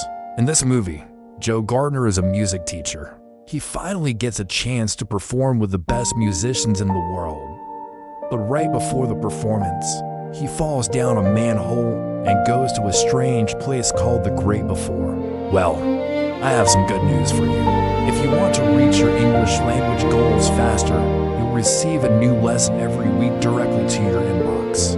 Each lesson includes a PDF study guide and an audio file so you can listen and download the entire lesson.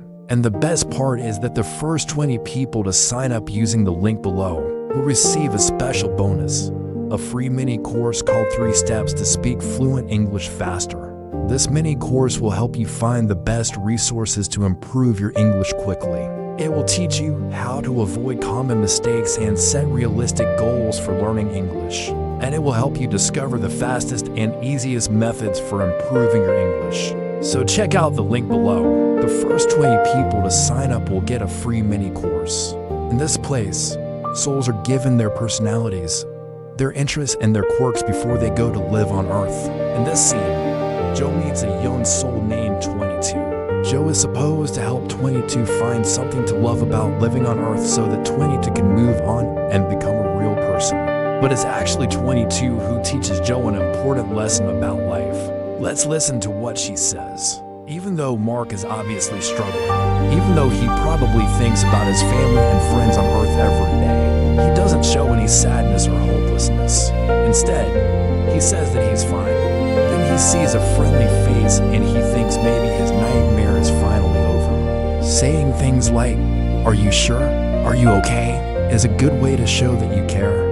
In this scene, Forrest is talking to his mom about love and relationships. She asks him, "Can't you do better than that?" He responds, "That's all I got." Mom, what does she say in response? Let's listen. But sometimes someone will respond by saying, "I'm fine," even if they're not totally fine. She pauses. Maybe that's enough. This is such a great lesson in English.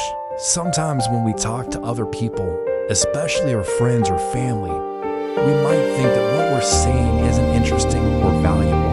But maybe what we say is exactly what the other person needs to hear. My mom always used to say, "Don't ever think that you're boring. Everyone has something to offer the world." So don't worry if you don't have a lot of money or if you don't have a perfect life. If you want to make the world a better place, You can start by being kind and helpful to others. Maybe that's all you have to offer, but it's the only thing you have. Maybe that's enough. So it's good to know that behind that simple word, I'm fine, there could be something more. But when the person comes closer, he realizes that he is still on the boat and it is all still a part of his nightmare. Let's watch. The first clip is from the movie The Pursuit of Happiness starring Will Smith. He repeats this over and over again because he's happy to see another human being. But then he realizes that this person isn't real.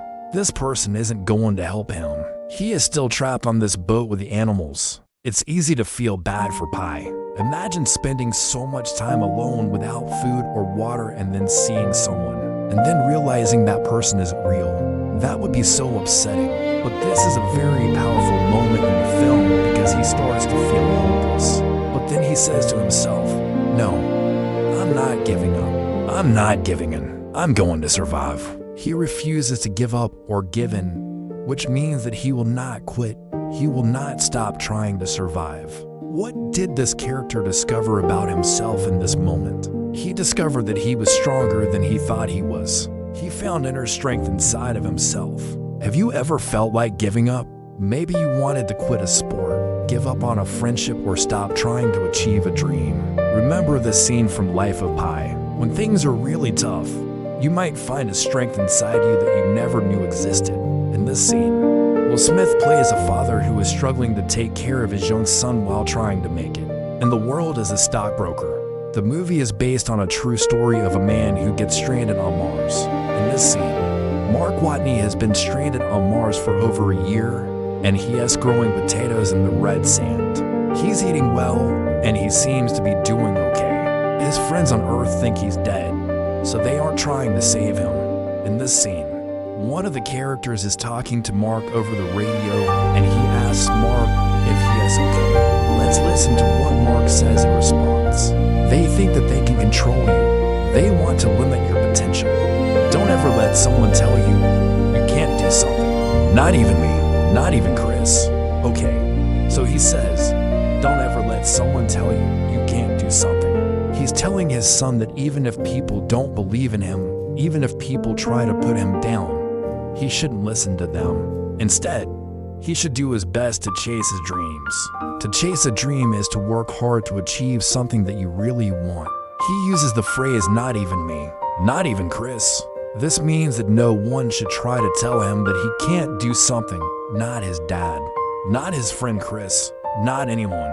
If someone tries to limit your dreams, just remember this quote from Will Smith. Things are really tough and they're staying in a homeless shelter. In this scene, he meets an old man who tells him that he can't do what he wants to do, that he doesn't have a chance. What does Will Smith's character say in response? Let's watch and listen. You need to understand that sometimes in life you meet people who want to bring you down. Do you know anyone who has tried to put you down lately? Maybe they said that you couldn't do something or that you're not good enough. Another great movie about pushing through tough times is Life of Pi by Ang Lee. So he says, it's me, Dad, it's me. Another great movie about surviving a tough situation is The Martian starring Matt Damon. Well, Mark could be considered lucky because his friends on Earth were looking for him. But in reality, he's completely alone on a different planet. When you are trying to comfort someone or show empathy, it's important to acknowledge their feelings. Next up, we have Forrest Gump.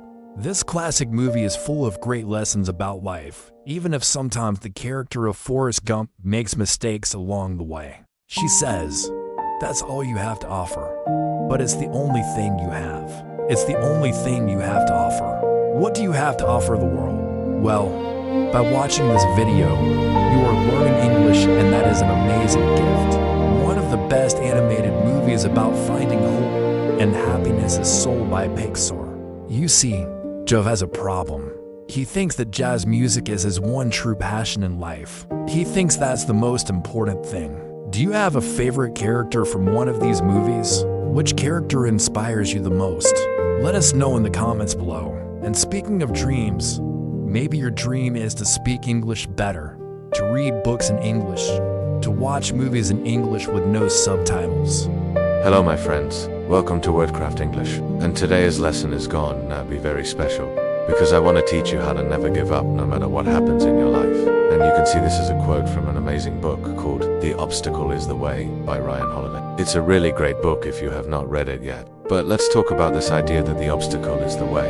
How do we use this idea to improve our English and also to motivate ourselves to keep moving forward? Well, we do this through a powerful movie. Okay, but why should I watch movies to improve my English? Well, let me ask you this question first. Do you enjoy watching movies? Yes or no?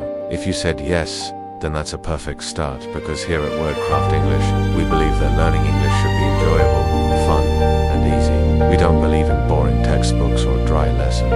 If so, please give this video a thumbs up. This will help other learners find this lesson and improve their English too. Instead, we use the power of storytelling and the magic of cinema to help you improve your English step by step. This movie tells the true story of Chris Gardner, who was a single father who struggled with poverty and homelessness while trying to become a stockbroker. It's an amazing story about hope, determination, and the pursuit of happiness.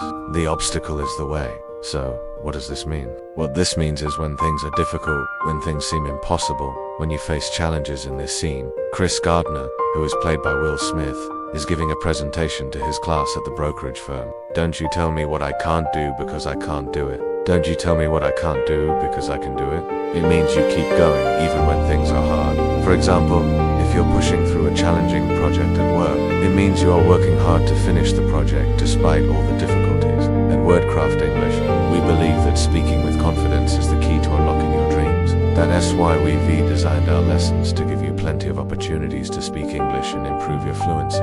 He is nervous and scared that he might fail.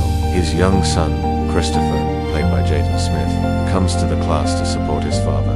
Repeat after me. You got to do what you got to do. Tell them you're never going to give up. Tell them you're going to make it. Tell them you're going to come back. Tell them you're going to be okay. Because they look up to you. We look up to you. Repeat after me. They try to kill you with success. Go home and tell your wife you love her. Tell the kids you love them. Tell them you're never going to give up. Tell them you're going to make it. Tell them you're going to come back. Tell them you're going to be okay. Because they look up to you. We look up to you, one way or another. You just gotta do it. You are doing a wonderful job. You have completed an important part of our English lesson. You know, most guys, they never make it. Most guys, they fall along the way. There's only one way to get up. Think about the times in your own life when you faced challenges and setbacks. How did you overcome those obstacles? Your stories have the power to inspire others. Remember, every failure is a stepping stone to success. Feel the emotions of struggle, perseverance, and ultimate triumph. Allow yourself to connect with a raw determination that drives the character forward. The world is going to beat you down. The world is going to beat you down and you're going to have to get up. Don't ever let nobody tell you that you can't do it. Not only can you do it, you can do anything you set your mind to. Don't ever let nobody tell you that you can't do it. I don't care what they say, you gotta prove them wrong. You're gonna make it. I promise you, you're gonna make it. Keep practicing and you will become more fluent and confident in English. You gotta do what you gotta do. Repeat after me. You know, most guys, they never make it. Most guys, they fall along the way. There's only one way to get up. The world is gonna beat you down. Get up. The world is gonna beat you down and you're gonna have to get up. Don't ever let nobody tell you that you can't do it. During the presentation, Chris stumbles over his words and loses his composure, which makes him feel embarrassed and ashamed. But then he sees his son in the audience, and this gives him the strength to continue. I am going to show you a few short clips from the scene, and I would like you to repeat after me. Please watch carefully and try to imitate the emotions and pronunciation of the talented actor Will Smith. Well, this is a technique that actors use to emphasize an important message. As you repeat these lines, focus on expressing the emotion behind the words. Let the love and determination shine through your voice. It's fun, it's engaging, and it helps you improve your listening, speaking, reading, and writing skills all at the same time. And problems and failures, those moments are opportunities for you to become stronger, to become better. So whenever you encounter obstacles in your life, remember, they are not there to hold you back. They are there to make you stronger. The obstacle is the way. So how do we apply this idea to our lives? Let us pause the scene right here and talk about some of the important phrases and expressions that you heard in this scene. This is a formal word that means calmness or, for example, if someone loses their composure, it means they become very upset and maybe even angry. Now you may be wondering, we have created some unique lessons for you. where we use powerful movie scenes to teach you important vocabulary, useful expressions, and also to help you understand native speakers better. So today, I want to take you on a journey through a powerful movie scene that will teach you not only important English phrases, but also how to face failures and bounce back even stronger. This is WordCraft English, where every movie scene teaches you more than just English. It teaches you how to live stronger. Today, we'll learn English through a powerful movie story that shows how to overcome failure, never give up, and turn setbacks into comebacks. Are you ready to start your English adventure with us? So let's begin with our incredible movie journey. As many of you know, I love teaching English with movies, because it's such an effective way to learn English fast. In today's lesson, we will use a scene from an inspiring film called The Pursuit of Happiness. Let me show you this famous scene from the movie. It's a very emotional scene, and it's full of great lessons for us.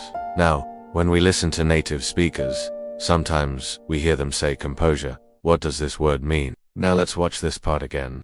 Here we go. I hope you noticed that Will Smith repeated these words twice. Why did he repeat these words twice? So what does push through mean? When you push through something, it means you move forward despite the difficulty. Now it's your turn. Wow, that was fantastic. Now let's move on to the next clip. They try to kill you with success. Go home and tell your wife you love her. Tell the kids you love them. In this clip, Will Smith conveys a powerful message about the importance of family and the strength that comes from love. Now it's your turn. Amazing job. Now let's watch this powerful part of the movie again. Will Smith delivers these lines with such conviction and passion, making a powerful statement about resilience and determination. Now it's your turn. Congratulations. It's time now for the mini reflection. As we conclude today's WordCraft English lesson, we invite you to reflect on a powerful story of Chris Gardner and the valuable lessons it holds. Now, write a short paragraph in English about a failure that you had and what you learned from it. Share your experiences in the comment section below. And if you found this lesson helpful and want more English lessons with movies, please give this video a thumbs up and don't forget to hit that subscribe button to join the WordCraft English community. If you want to go deeper in your English learning journey with us, click on the link in the description to discover our premium online English courses. Thank you for joining us on this amazing English adventure. Hi there! This is your English teacher, and today I'd like to bring you another great way to learn English with movies. So sit back, relax, watch, and enjoy. And now I'd like to invite you to watch a few short clips from movies. You can see them on the screen now. You may have already guessed it, but these scenes have something in common. They all talk about one of the most important things for success. What is it? It's believing in yourself, having self-confidence. But why are we watching movies to improve our English? Because movies are full of interesting expressions, phrasal verbs, idioms, ways of speaking that are just not found in textbooks. So let's start. The first scene is from the film The Pursuit of Happiness starring Will Smith. In this movie, Chris Gardner, played by Will Smith, struggles to succeed as a single father in San Francisco. One day he meets a brokerage firm owner who gives him a unique opportunity to work as an intern at his firm. But there's a catch. He will not be paid for 5 months. In the meantime, Chris and his young son stay homeless. So now let's watch this scene. Chris, talking to himself while looking at the skyscrapers of San Francisco, says, "You got to believe in yourself. That's the most important thing. If you believe in yourself, you can do anything. Do you understand?" His son asks, "Do what?" Chris replies, "Whatever you want. I mean, if you look at those buildings over there, some of those people, they look down on folks like us. But you know what? They're just people. You ever notice that when you get up high enough, you can see everything? When you get up high enough, you can see everything. Don't let nobody tell you different. Just keep going. Believe in yourself." So what's the meaning of the phrase, "don't let nobody tell you different"? Well, it means don't let anyone tell you something else. That is, don't listen to those who say you won't make it. There are many ways to express this idea in English. For example, don't listen to them. Don't pay attention to them. Don't take any notice of them. All these options sound informal, very casual. Another thing to pay attention to is the word different. Different is an adjective. We use it to compare to things. It simply means not the same. So don't let anyone tell you something else. let's practice this phrase together. Don't let anybody tell you different. I think it sounds cool.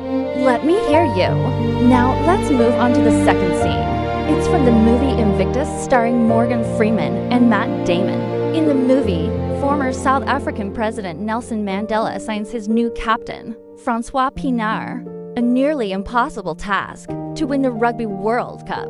At the time, South Africa was coming out of years of isolation because of its policy of racial segregation. The team has to win the hearts of their people and the world. Now watch the scene. Francois says to the rugby team, "Men, we have 60 days to make history. If we can do that, they'll say this was the greatest team ever. And I don't want to hear excuses. Men, we're gonna make each other better." So, what did he say? He said, "We have 60 days to make history." Making history means doing something that has never been done before, or something very special. If you are a sports fan, maybe your team has a chance to make history, too. Let's watch the scene again. Men, we have 60 days to make history. If we can do that, they'll say this was the greatest team ever. And I don't want to hear excuses. Men, we're gonna make each other better. Repeat after me. We have 60 days to make history. In this scene, the leader of the team tells his players that they have only 60 days to prepare for an important game. They have a chance to become the best team ever. Of course, to do so, they must work hard and not make excuses. So now it's your turn. Tell me about something you have to do in the next 60 days. For example, I have 60 days to learn English. Or I have 60 days to finish my project at work. Say it. Okay, guys, the third scene is from the movie Limitless with Bradley Cooper. In this movie, Eddie Mora takes a mysterious pill that unlocks the full potential of his brain. With the help of the drug, Eddie becomes extremely smart. He uses this ability to earn millions in the stock market and then goes after becoming the most powerful man in the world. Eddie is standing in front of a huge audience. Now watch the scene. He says, "You see, it's very simple. See, everyone here wants to believe they have the power to be great. They just don't know how to get it out. How do you get it out? You hit your head. Medication allows you to go beyond the limitations of a normal human brain. See, I was like you. I had doubts. I was afraid. But I'm telling you, limitless possibilities exist inside of all of us. What he's saying is that you can accomplish anything. You just need to believe in yourself." He believes that the drug gives people the power to reach their goals. And actually, he's right. Here's another quote from the same scene. "Everyone here wants to believe they have the power to be great. They just don't know how to get it out." What does it mean? People often feel they have the potential to be successful, but they don't know how to develop that potential. So what's the secret? In this movie, it's a pill. In reality, it's your attitude and actions. Next scene is from the first part of the movie Iron Man. Tony Stark, played by Robert Downey Jr., is the genius billionaire owner of a weapons company. After he's kidnapped by terrorists, Tony builds an armored suit and escapes. Here's the scene. After Tony puts on his iron suit, his assistant Pepper asks, "Are you sure about this?" Tony replies, "I'm sure I'm gonna be great." Then he flies away. So, what does he mean? He thinks he is going to be amazing and successful. When someone says, "I'm sure I'm gonna be great," it doesn't mean that they are absolutely certain. It just means that they have a strong belief in themselves and their abilities. You can say this when you're pretty sure that you're going to be very successful. Instead of "I'm sure I'm gonna be great," you can also say "I'm sure I'm gonna do great." Both mean the same. And now, let's practice this expression. I'm sure I'm gonna do great. I'm sure I'm gonna do great. I'm sure I'm gonna do great. I'm sure I'm gonna do great. I'm sure I'm gonna do great. I'm sure I'm gonna do great. I'm sure I'm gonna do great. I'm sure I'm gonna do great. Our next scene is from the movie Hidden Figures. The movie is based on a true story of 3 African-American women who worked at NASA in the 1960s. Katherine Johnson calculates complex numbers by hand. One day her boss comes to her and says, "You could go further than this, you know." Catherine asks, "Go where?" He replies, "Anywhere you want to go. You just got to put your mind to it, and you'll end up where you want to be." So, what does he mean? He's telling her that she can achieve her dreams. She just needs to set her mind to it. That is, she needs to really try. To set your mind to doing something is to make a decision. When you set your mind to achieving something, you're ready to make great efforts to attain your goal. Let's practice this expression. Set your mind to do something. Set your mind to do something. Set your mind to do something. Set your mind to do something. So what's the main idea of these movie scenes? They all tell us that if we believe in ourselves, if we have self-confidence, we can do anything. But what does it mean to have self-confidence? To have self-confidence is to feel and show that you can do things successfully. Self-confident people trust themselves. They feel that they are capable of dealing with difficult situations. When someone has self-confidence, they feel empowered. Empowered people believe in themselves and their own ability to make positive changes. As a result, they live happier, healthier, and more productive lives. And the more confident you are, the more doors open up for you. Maybe you'll get a promotion at work. Maybe you'll meet new friends. Maybe you'll find a life partner. Who knows? The point is, this is your power. This is your secret weapon. So use it wisely. And don't forget to subscribe to the channel. Bye. They say that the best teacher is experience, but honestly, sometimes life can be a tough teacher. We make mistakes, learn some lessons, and keep going. But what if there was a better way? What if you could learn from someone else's experience without having to go through the same struggles yourself? That's where today's video comes in. In this episode of WordCraft English, we are rediving deep into powerful scenes from Blockbuster. Movies to uncover their hidden secrets and uncover the real secret to success. At the same time, we'll help you level up your English vocabulary, listening, and speaking skills. It's like getting a masterclass in both life wisdom and English mastery. I know it might sound surprising, but movies can be a goldmine for learning English. And trust me, we're not talking about mindless entertainment here. We're delving into cinematic masterpieces that have stood the test of time. These aren't just movies. They're stories of resilience, determination, and triumph. They're packed with powerful lessons that can guide you on your journey to success. What makes this even better is that these movies are a treasure trove of idiomatic expressions, complex sentence structures, and powerful vocabulary. By dissecting and understanding these movie dialogues, you'll be able to speak with greater confidence and fluency. So get ready to roll up your sleeves and let's dive right in. In this video, we're exploring one of the most iconic and influential speeches in cinema history. You know the one I'm talking about, the speech that has inspired generations and left an indelible mark on our culture. But we're not just going to watch and admire. No, my friends, we're going to break it down. We'll dissect every phrase, every idiom, every turn of speech. We'll uncover the hidden meanings and understand why every word matters. At the end of the day, this isn't just about learning English. It's about tapping into the power of words and understanding their impact. It's about seeing how language can be used to inspire, to motivate, and to drive change. So, whether you're a student of English or simply someone who loves the beauty of language, join me on this journey. Let us explore the depths of this remarkable speech together and discover the magic that makes it so unforgettable. All right, class is in session, and today's lesson revolves around one of the most famous lines in cinematic history. Here's looking at you, kid. Now, if you've ever watched Casablanca, you know that this line is more than just a casual greeting. It's a toast, a farewell, and a declaration of undying love all rolled into one. When Rick says these words to Ilsa, he's not just acknowledging her presence, he's expressing a deep affection that has been building throughout the film. It's a testament to the power of words and the magic of cinema. Just think about it. With just 3 simple words, the character Rick manages to convey a myriad of emotions and meanings. It's a masterclass in subtle communication and the art of saying so much with so little. But this line isn't just a thing of beauty. It's also incredibly effective.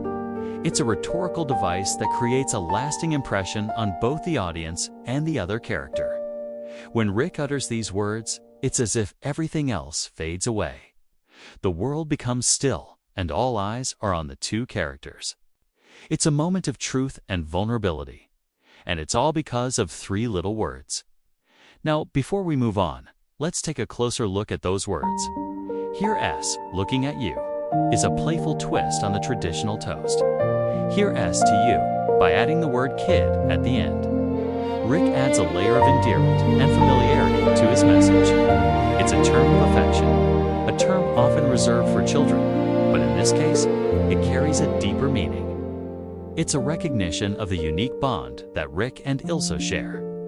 To truly understand the meaning of "here's looking at you, kid," we need to consider the context. Rick and Elsa's relationship is a complicated one. They share a deep love for each other, but it's a love that has been tested by time, circumstance, and, most importantly, pride. Throughout the film, they have danced around their feelings for each other, afraid to acknowledge the truth that could potentially tear them apart. But when Rick utters these words, there's no room for denial. It's a clear and heartfelt expression of his love and admiration for Ilsa. The line is loaded with double meanings and subtle cues that add depth to Rick's character. On the surface, "here's looking at you, kid," is a farewell. Rick is preparing to say goodbye to Ilsa and embark on a new chapter in his life. But beneath that, there's a hint of longing and a touch of sadness. Rick knows that he may never see Elspeth again, and the thought of their separation is heavy on his heart. Let's not forget the sheer power of delivery. When Humphrey Bogart utters these words, there's a slight pause, a beat of silence before he says "kid." It's a pregnant pause that allows the audience to fully grasp the weight of Rick's confession. It's a moment of revelation, and it would not be the same if the line were delivered in a rush.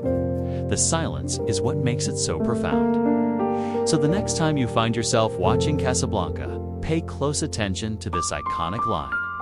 Let the words wash over you and appreciate the genius that went into crafting such a memorable phrase. It's a testament to the power of language and the magic of cinema. And let's not forget that this isn't just an English lesson. It's a lesson in life. It's a reminder to cherish the moments we have and to express our feelings while we can. Who knows when we might find ourselves in a situation where we need to say those three little words. It's time to put your knowledge to work. It's your turn to shine and show off your newfound understanding of this iconic line. Your mission, should you choose to accept it, is to write a short dialogue using the phrase, "here's looking at you, kid." Don't hold back. Let your creativity run wild and bring your characters to life. Remember, you can download the free PDF with all the transcripts and then send us your dialogue. Let's see what you've learned. Are you ready to take on this challenge? Show us what you've got and let those words flow. Hey, if you want to become fluent in English faster and learn English step by step, I recommend you check out my online English fluency program. To get instant access to it, click the link below.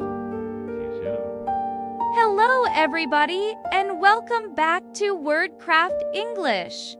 If you're new here, I'm your instructor, and I help you learn English fast through the magic of movies.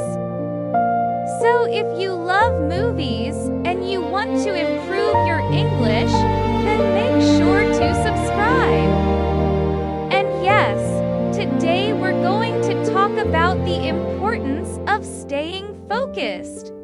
I know it sounds like a little bit like a motivational poster, but bear with me, because we're going to look at 5 incredible scenes from movies that will illustrate what I mean, and you're going to learn some great English along the way.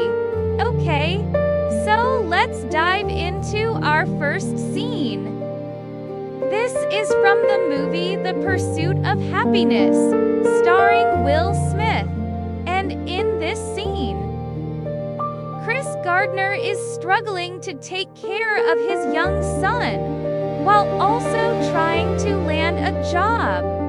He goes for an interview at a prestigious brokerage firm, and he is told that he won't be considered for the position until he completes an unpaid internship. Desperate to provide for his son, he accepts the offer. However, as soon as he starts working the internship, he quickly realizes that it's extremely difficult and that he may have made a mistake. Despite the long hours and challenging tasks, Chris remains determined to succeed. Why? Well, he has something very important to focus on: his son. Here is a key phrase you can use when you need to remind yourself why something is important when things get tough. Got this. Got this. He says to himself when he hears his son calling out for him. It means, I got this. I've got this. Don't worry. I'm going to make this work. And he repeats it to himself to encourage himself. Now, just like Chris, sometimes when you are learning English, things can get tough. There are times when you feel frustrated and demotivated when you realize how much more there is to learn. But if you have something you are focusing on, maybe it is a dream job, or expressing yourself freely, or being able to watch your favorite movies in English. Whatever it is, keep that in mind when things get tough. Remember your reason why. Okay, so let's move on to the next scene. This is from the movie Limitless, starring Bradley Cooper. Taya Mara is a struggling writer who is given a mysterious pill that allows him to use 100% of his brain capacity. As a result, he becomes smarter, more charismatic, and more successful. Now, remember, this is a movie. It's not real life. We only use about 10% of our brains, right? But anyway, in the movie, after taking the pill, Eddie experiences an intense surge of energy and mental clarity. He becomes a stock trading genius and makes a fortune in the financial markets. This shows how focusing intensely on something can lead to amazing results. Check out this dialogue. That's impossible. No one could possibly focus that hard on anything. That's right. You heard correctly. Someone is saying that it's impossible to focus that hard on anything. Before we go further, if you're loving this video, please smash that like button. It really helps my channel grow and bring you more awesome lessons like this one. Now, back to the lesson. When you focus intensely on something, it can seem almost unnatural to other people. They might think, wow, how do you manage to concentrate that much? But don't let others discourage you. If you have something important to focus on, do it. Allow yourself to become absorbed in your work or studies. Who cares if others think it's unbelievable? What matters is that you stay focused and achieve your goals. Let's move on to our third scene. This is from the movie A Beautiful Mind starring Russell Crowe. The movie is based on the true story of John Nash, a brilliant mathematician who won the Nobel Prize. In the film, John is working on a complex mathematical theory, and he becomes so engrossed in his work that he loses track of everything around him.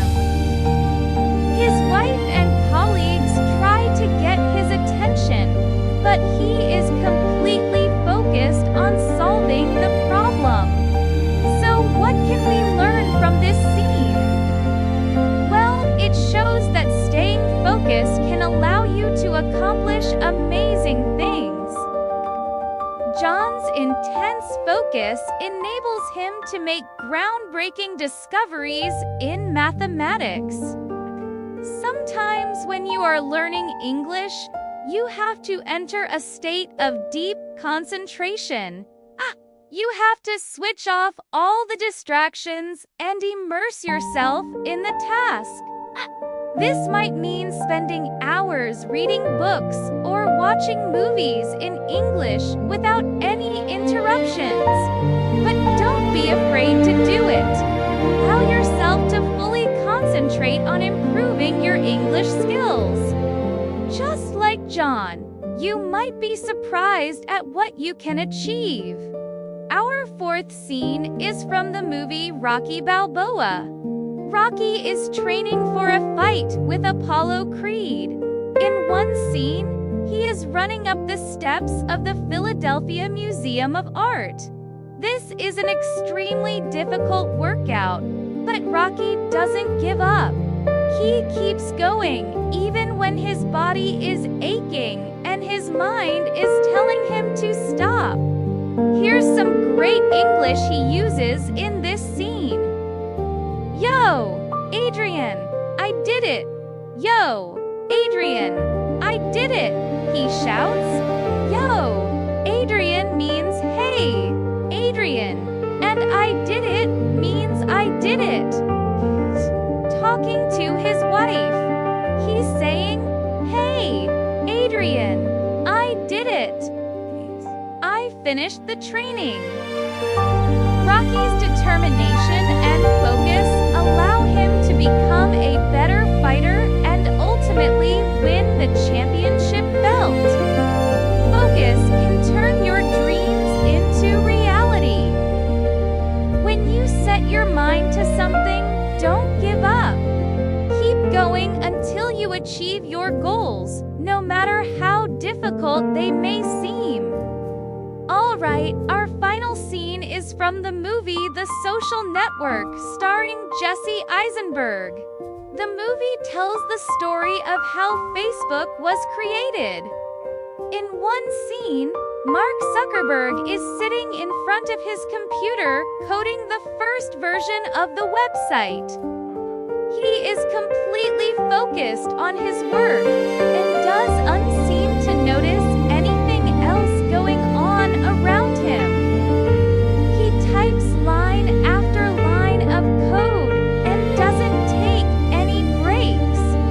This shows us that sometimes the most important thing is to stay focused on the task at hand. Mark is so focused on creating Facebook that he doesn't pay attention to anything else. He doesn't answer phone calls or text messages. He just keeps coding. Now, I know that sometimes when we are working on something, we think, oh, I need to take a break and relax a bit.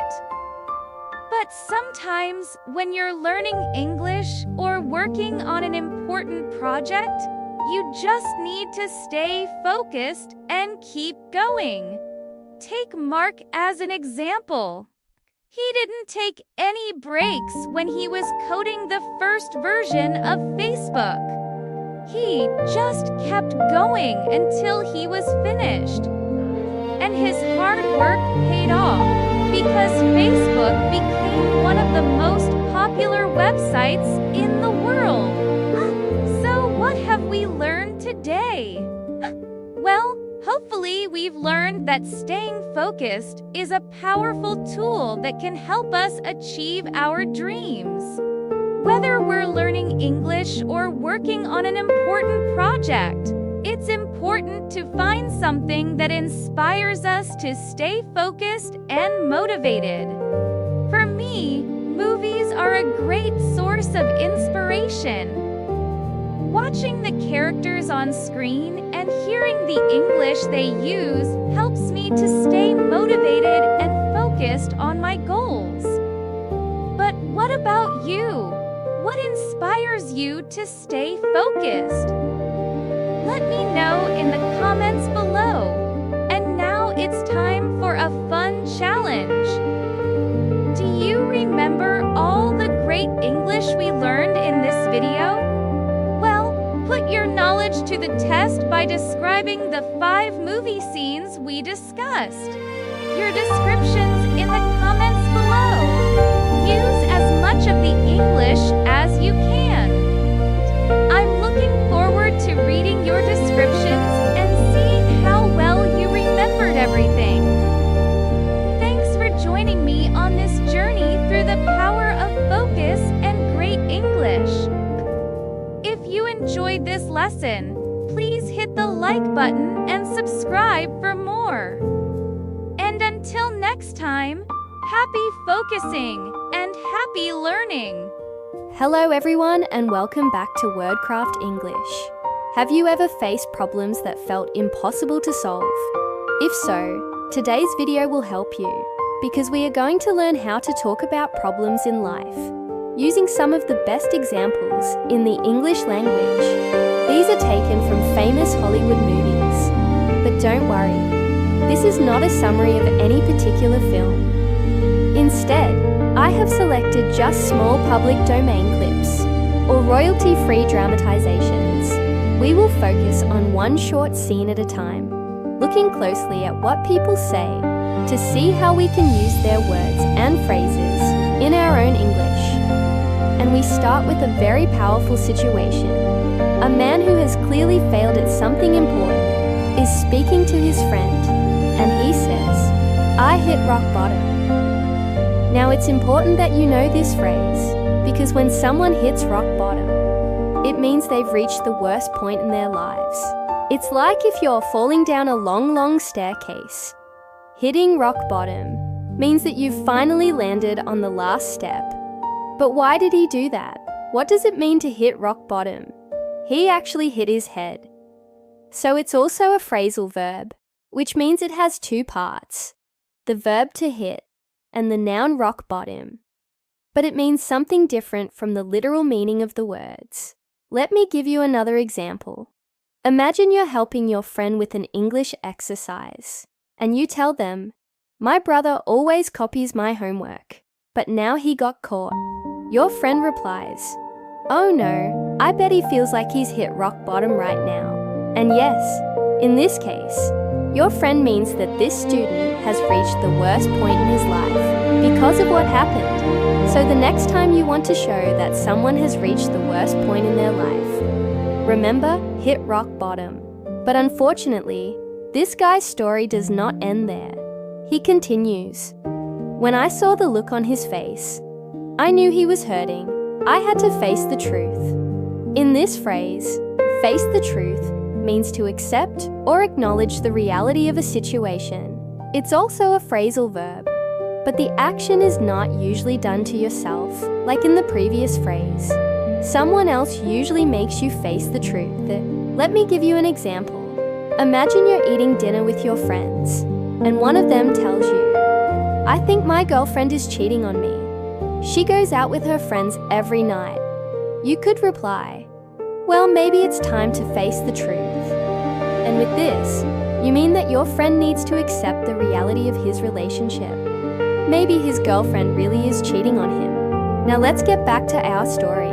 He continues, "No matter how much he tries, he can't hide from the truth. Keep going." To keep going means to continue doing something despite the difficulties. For example, imagine you're studying for an exam, and it's very boring, but you still need to do it. You can say to yourself, "I'm going to keep going," or "I'm going to keep going until I finish this chapter." By the way, if you are enjoying today's video, please give us a thumbs up and subscribe if you haven't yet. Okay, now let's continue. Even though he didn't win the prize, the boy kept going and never gave up. But as I said, this is not a summary of any movie. These are just small examples that will help you improve your English. And the next scene shows a woman talking to a man. She's crying. So first of all, let's listen to the dialogue. Don't blame yourself. You did everything you could do. You're not alone. Don't blame yourself. When someone blames themselves, it means they think it's their fault that something bad happened. If someone says, "It's my fault," They take responsibility for something bad. The opposite is to not blame yourself. That means you don't think it's your fault. For example, if you were playing a team sport and your team lost, you might feel guilty and think it's your fault. But instead, you could say, "Hey, it's not my fault. We just weren't lucky today." She continues, "You did everything you could do." This means that you tried all possible things to change the situation, but you couldn't. For example, if you have a problem with your phone and you try many things, but it doesn't work, you can say, "I did everything I could do." But the most important thing she told him is that he's not alone. It's very important to remember this when you have a big problem. You have to remind yourself that you're not alone. You have people who love you and want to help you. So next time you feel that you have no one, remember that you're wrong. You're not alone. You have your family, your friends, your teachers, and even your classmates are willing to help you. Next, I'm going to show you a very powerful scene from the movie Forrest Gump. There are many good things we can learn from this movie. And this scene is a great example of how to express yourself in difficult situations. So pay attention. First, we see a young man speaking to Forrest. Life is like a box of chocolates. You never know what you're going to get. This is a well-known idiom that means that life is unpredictable. Sometimes good things happen, and sometimes bad things happen. We cannot control everything that happens in life. But although the young man is trying to explain this to Forrest, Forrest doesn't understand. So he gives a more simple example. That reminds me of the time when I was 4 years old. This is a good transition to talk about a personal experience.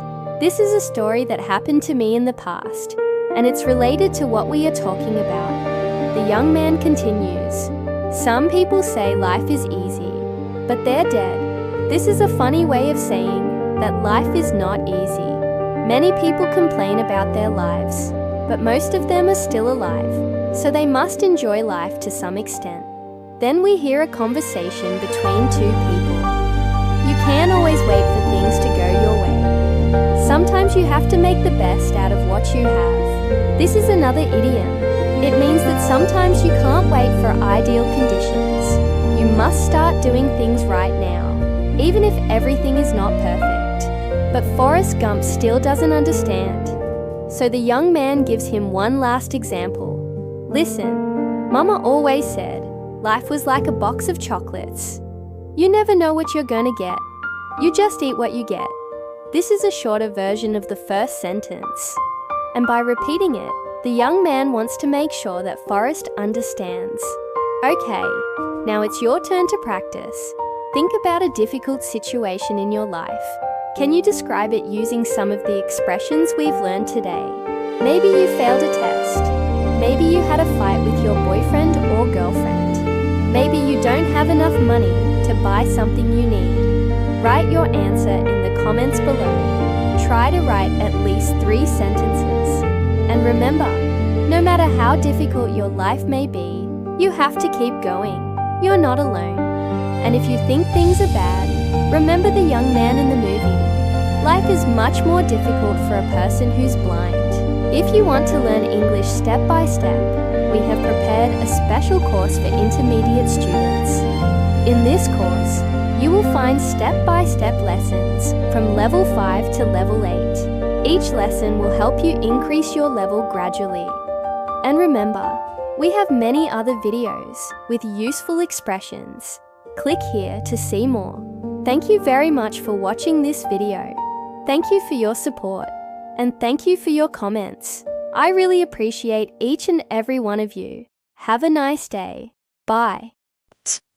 Welcome to WordCraft English, the place where we blend the magic of movies with the power of language. This is where English learning stops being a chore and starts being an adventure.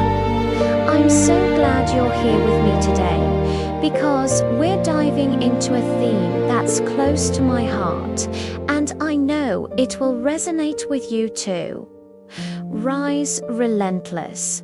The art of never giving up. Have you ever watched a movie and felt a fire light up inside you? That feeling of, wow, if they can do it, so can I. That's exactly what we're tapping into today. We're going to explore some of the most inspiring moments in cinema, moments where characters face impossible odds, get knocked down, but refuse to stay down. They show us what it truly means to be relentless. And as we journey through these powerful stories, we're not just going to feel inspired. We're going to learn. You'll pick up powerful English vocabulary and real-life phrases that you can start using immediately. Think about it. You'll learn the language of resilience, the words that heroes use. So, what's on the agenda for today's lesson? First, we'll see exactly how movies can be our greatest teachers, showing us the true meaning of perseverance. Then, we'll break down key English words like persevere, endure, breakthrough, and, of course, relentless. These aren't just words. They are concepts that can change your mindset. And the best part, I'll show you how to practice speaking with the same confidence and conviction as your favorite movie heroes. Imagine being able to express your own determination with that same power. By the end of our time together, you'll have more than just a list of new English words. You'll feel a renewed sense of motivation, a feeling that you are truly unstoppable in your own journey, whether it's learning English, chasing a career goal, or overcoming a personal challenge. You'll feel empowered, just like the heroes we'll be talking about. So find a comfortable spot, grab your notebook, and maybe a cup of coffee or tea. Stay with me through this entire video because every minute is packed with value. Let's get ready to rise relentless together, because here at WordCraft English, we believe that every word you learn is a building block for your strength, your success, and a brighter, more confident tomorrow. Let's begin.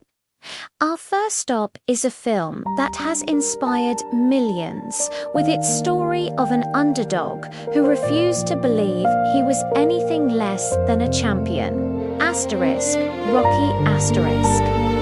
The image of Rocky Balboa running up the steps of the Philadelphia Museum of Art is iconic, right? But it's not just about the physical training, it's about the mindset. Let us look at a key phrase from the movie. It's ain't about how hard you hit. It's about how hard you can get hit and keep moving forward. Let's break this down. It ain't is a very informal, colloquial way of saying it isn't. You'll hear it a lot in conversational English and in movies. But the core message is what's powerful. How hard you can get hit and keep moving forward. This is the essence of resilience. Let's learn a fantastic word from this asterisk asterisk, endure asterisk asterisk. To endure means to suffer something painful or difficult patiently. Rocky endures grueling training sessions. He endures punches in the ring. He endures people telling him he can't win. So you can say, to learn a new language, you have to endure moments of frustration. Or she had to endure many setbacks before she finally succeeded. Try saying it with me. Endure. Another powerful word here is asterisk asterisk, perseverance asterisk. This is a noun. It means persistence in doing something despite difficulty or delay in achieving success. Rocky's entire story is a testament to perseverance. He didn't have the most natural talent, but he had more heart and more perseverance than anyone. You could say her perseverance paid off when she was finally offered her dream job. It's a quality that we can all cultivate. Now, let's practice speaking like a hero. I want you to say this line with me, not just reading it, but feeling it. Put that rocky determination in your voice. Ready? I will keep moving forward.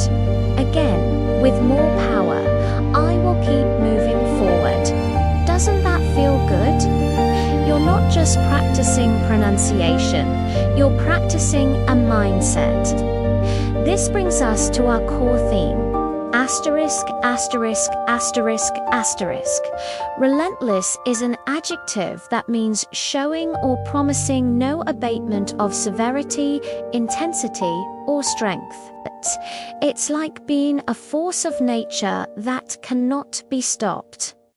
Rocky was relentless in his pursuit of the title. He just did not stop.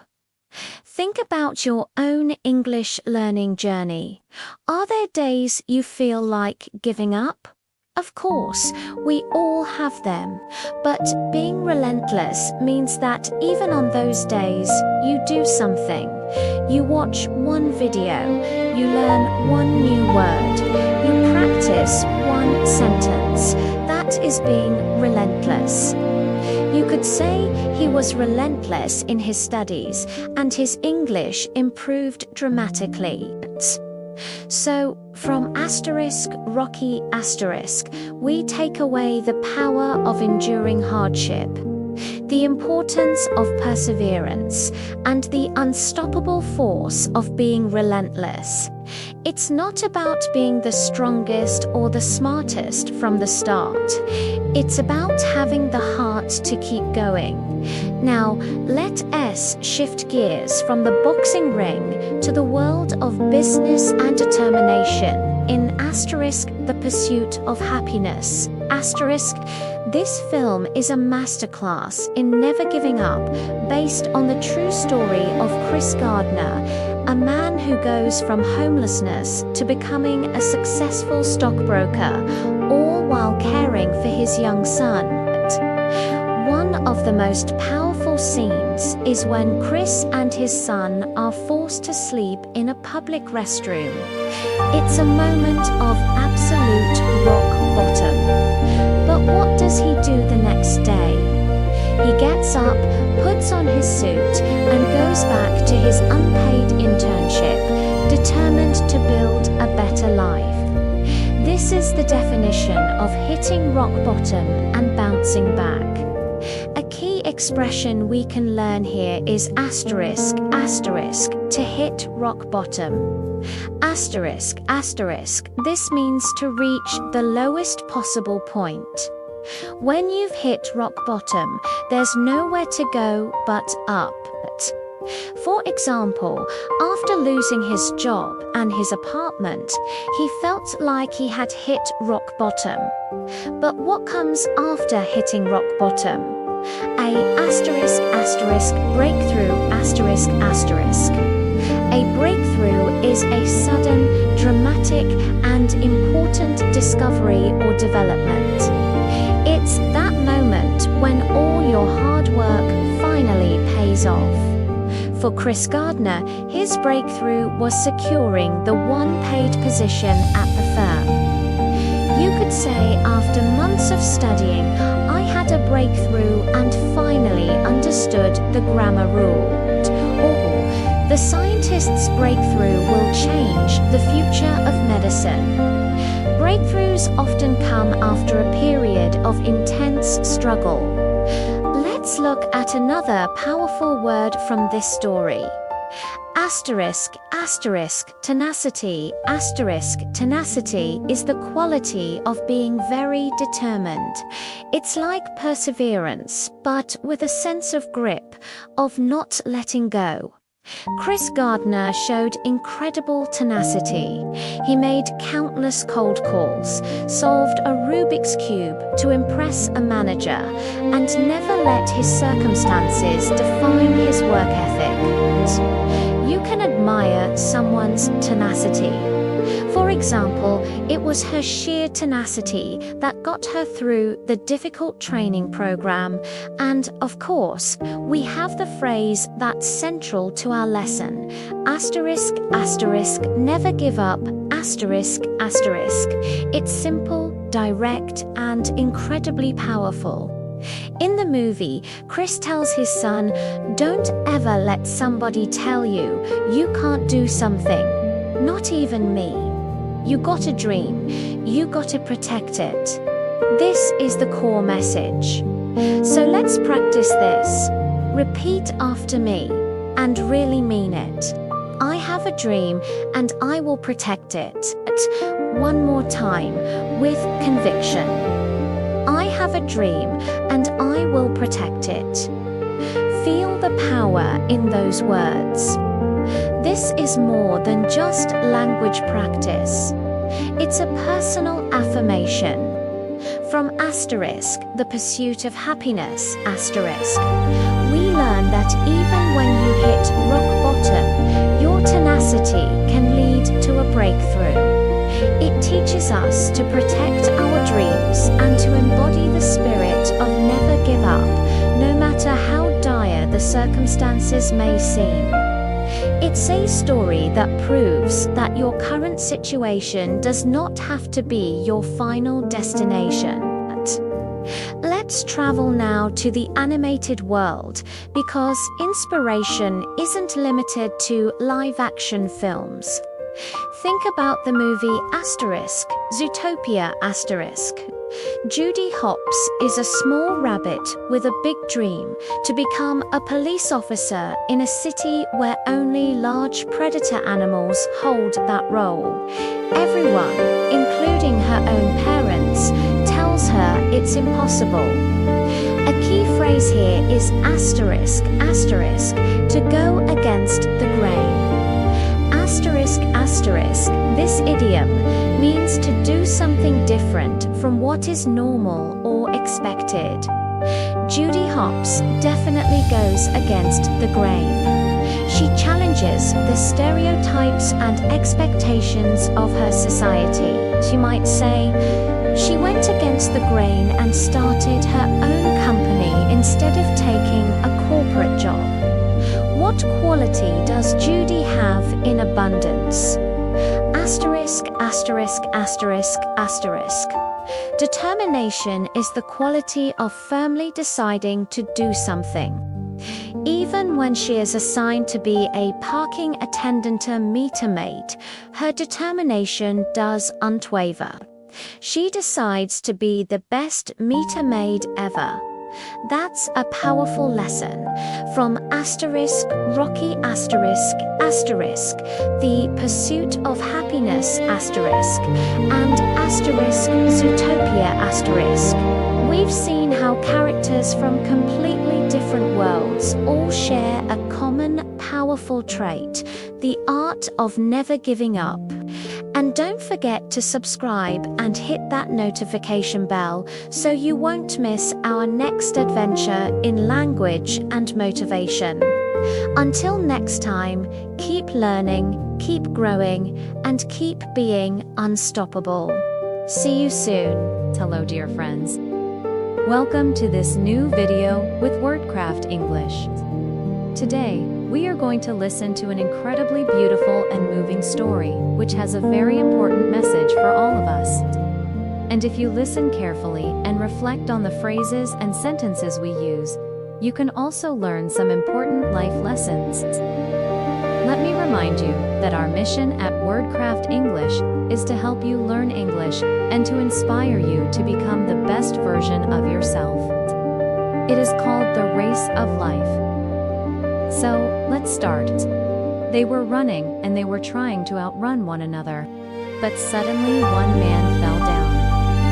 He fell down, but he got up again. He fell down and lay on the ground without moving for a while. I'm so far from the finish line. There's no way I can get there now. But then he remembered his father's words. When the man who had fallen behind approached the finish line, the judges announced, "Too late, the race is over." He was so upset and disappointed. He felt like crying. But suddenly he heard a loud applause and saw many people coming towards him. His father once told him, "If you fall behind, don't blame others." Maybe it was about achieving a goal, maybe about reaching the finish line, maybe about winning a prize.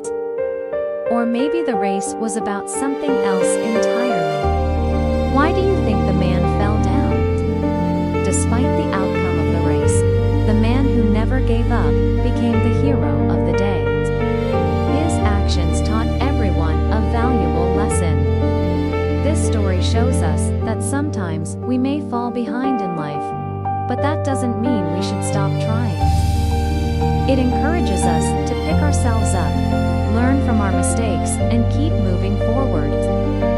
It reminds us not to compare ourselves to others and to focus on our own journey. The story also highlights the importance of self-motivation and believing in oneself. No matter how challenging the race of life may be, as long as we don't give up, we have the chance to achieve our goals and become the heroes of our own stories. Do you think he tripped over something? Maybe he stumbled or simply lost his balance. What did you like most about the story? What did you learn from it? And how can you apply it to your life? Write your answers in the comments below. And don't forget to hit the like button and subscribe. See you soon. Bye. What can you say about the man? Do you think he was weak, unprepared, or tired? What made him keep going, even though he was already so far behind? Was it his desire to win the race, or perhaps his determination to prove something to himself? Why do you think the other runner fell down? Do you think he was exhausted, frustrated, or ready to give up? How did this runner react to his fall? Did he lie down and cry, scream and stomp his feet? Or did he show perseverance and self-control? What do you think? They were running towards him and congratulating him for finishing the race. And failing, the man demonstrated resilience and picked himself up. The expression "he began to run faster and faster" shows how the man increased his speed gradually. The phrase "he started following the road" means that the man continued his journey along the path. The statement "he spotted the other runners" means that the man saw the other runners ahead of him. The expression "he approached the finish line" indicates that the man got closer to the finish line. The phrase "the race was over" means that the competition had ended and there was no opportunity to catch up. The expression "he felt like crying" conveys the man's intense sadness and disappointment. The phrase "they were all the other participants who had already finished the race" clarifies who these people were. The statement "they were running towards him" and congratulating him explains what these people were doing. The words "he was so surprised and happy to hear that" show the man's reaction to their congratulations. The phrase "he did not expect" means that the man was not prepared or expecting for something. The expression "the most important thing was to never give up" emphasizes the significance of perseverance. He did not expect that after losing the race he would receive such an award. But he understood that the most important thing was to never give up. That day, the man became the hero of the race. All the people in the city knew about his victory. Many years later, whenever people wanted to motivate their children, they told them the story of the man who never gave up. Even the man who had won the gold medal approached him and said, "My friend, you deserve the gold medal because you never gave up. You kept going until the Then all the participants gathered around him and said, "You're the real winner. We all know that you are the strongest of all of us. Blame yourself and try to catch up." So, taking a deep breath, the man ran faster and faster until he crossed the finish line. He felt like giving up. He thought about quitting the race and just going home. However, when he remembered what his mother told him when he was still a little boy, he slowly got back on his feet. His mother said, "If you fall down 7 times, stand up 8 times." So, he started walking along the track, and after a while, he saw the finish line and crossed it. However, when he got up, he saw that all the other participants had already run far ahead and left him behind. But the man did not give up. He started following the road, and after a while, he spotted the other runners. He began to run faster and faster. But before we do, I want to tell you that in this video, you will learn some really cool and useful English expressions. Now, I would like to draw your attention to the fact that in this video, you have 2 opportunities to improve your listening skills and learn new words. First, you see the text with the original spelling of English words, so native English speakers use it like that. And then you hear me repeating these words with Filipino pronunciation. Because I believe that everybody should have equal opportunities to learn English, and Filipinos can speak very good English. And this way, I hope to make my lessons more understandable and helpful for you. Also, do you not forget that I explain every single word and phrase, and if you need to pause the video or rewind it to hear something again, you can do it without any problems. At the end of the lesson, I invite you to subscribe to our channel and leave comments below. And as always, you can find the link to the video with the text in the description under this video. Now let's begin. Once upon a time, there was a race. Everybody participated in the race. Meanwhile, one of the participants who had been running in the lead fell down to... At first, the man who had fallen behind saw the other runner approaching the finish line and thought to himself, however, it was too late. The other runner had already finished the race and received the gold medals. When they were close enough, he realized that they were all the other participants who had already finished the race. The man was so surprised and happy to hear that. And now, let's think about the main parts of the story. What was the race about? Who knows? Now, let's talk about some interesting English expressions. The phrase "he fell down but got up again" means that despite falling, and now I would like to share with you the most important part of this story.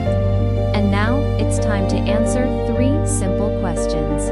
Have you ever found yourself watching a movie and getting frustrated because your mind just does not understand what's going on? As you watch this movie, you translate everything in your head, and after the movie you feel exhausted. So you wonder, I understand English but I cannot think in English. Well, the good news is that you can learn how to think in English like a native speaker. And once you do, it will be easy to stop translating in your head. So in this video, we are going to show you how to start thinking in English with the help of movies. But before we start, I have a question for you. When you are watching a movie in English, do you still translate everything in your head? Let us know in the comments. Hey there, it's me from WordCraft English. On this channel, I teach you real-life English so you can get real results. And today, I want to help you think in English and stop translating in your head. You see, many students struggle to communicate English because they always translate in their mind from their native language into English. For example, when someone asks them, "What's your name?" They answer, "My name is," and then they say their name in their native language, and then they translate it in their mind, and then they say in English. This process of translating everything slows you down, and it also prevents you from speaking and thinking naturally. On the other hand, when you think in English, It's much easier to communicate faster and more naturally. For example, if someone asks you, "What's your name?" you immediately respond, "My name is," and then you continue saying your name without translating because you already know your name in English. This is how native speakers think and talk. They don't need to translate everything in their minds. So if you want to improve your fluency, you need to learn how to think in English. Now I am going to teach you a very effective step-by-step method to start thinking in English. And as usual, we're going to use movies to make it fun and easy. If you don't have time to watch an entire movie, no worries, you can also apply this method to TV series or even YouTube videos. The first thing you should do is choose your favorite movie or TV series. Don't worry about the level of the movie. It's okay to choose a movie that you've seen many times before or a movie that you can easily understand. Once you have chosen your movie, sit down, relax, and start watching it. You are not here to understand every single word. In fact, I recommend that you turn on subtitles in your own language. Just focus on enjoying the movie and understanding the general idea of each scene. Now imagine that you are the director of the movie. You are the one who's filming everything that you see. You are the one who decides how each scene looks, how the camera moves, and what the actors say. If you were the director, would you film people translating all the time? Of course not. People don't translate when they talk in their own language. Why would you make them translate in the movie? As you watch the movie, try to imagine yourself as the director of the film. When you see two characters talking to each other, imagine that they are speaking their own language. Don't worry about whether the words are correct or not. Forget about grammar rules and vocabulary lists. Just let them speak their own language. For example, when I was watching the movie Love, Simon, I saw these two characters talking to each other. I imagined that they were speaking Spanish, which is my native language, and I heard them saying, "I didn't do it." "You did it." Then I continued watching the scene and I realized that they were actually saying, "I didn't do it." "You did it." Even though they were speaking English, I imagined that they were speaking Spanish and I could totally understand what they were saying. This is the first step. Imagine that all the characters in the movie are speaking their own language. You don't need to understand exactly what they are saying. You just need to understand the general idea of each scene. Now the second step is to listen to some of the simple everyday dialogues. These are the basic phrases that native speakers use every day. We are going to use the same movie again to show you an example. Here are two characters having a conversation in a school hallway. The first character says, "Hey, wanna come over to my place after school today?" And the second character responds, "Yeah, sure, what are we gonna do?" Now I want you to repeat these lines. Don't worry about understanding what these phrases mean. Just repeat them and try to pronounce them correctly. In step 2, you only need to listen to and repeat simple everyday dialogues. You don't need to worry about the meaning of these dialogues. You don't need to translate them in your head or think about what they mean. You just need to repeat them. Now the third step is to practice thinking in English. Now we are going to go back to the same scene in the movie. When the first character says, "Hey, wanna come over to my place after school today?" The second character hesitates for a moment and then answers, "Yeah, sure, what are we gonna do?" Now I want you to pause the video and try to predict what the second character will say. What do you think he's going to say? Maybe something like, "I can't. I have to study." Or maybe, "I don't know. Where is your house?" Before you play the video and check your answer, I want you to write your prediction in the comments. Okay, now play the video and check your prediction. Was your prediction similar to what the character said? If not, don't worry. This is normal. It happens to everyone. Keep practicing.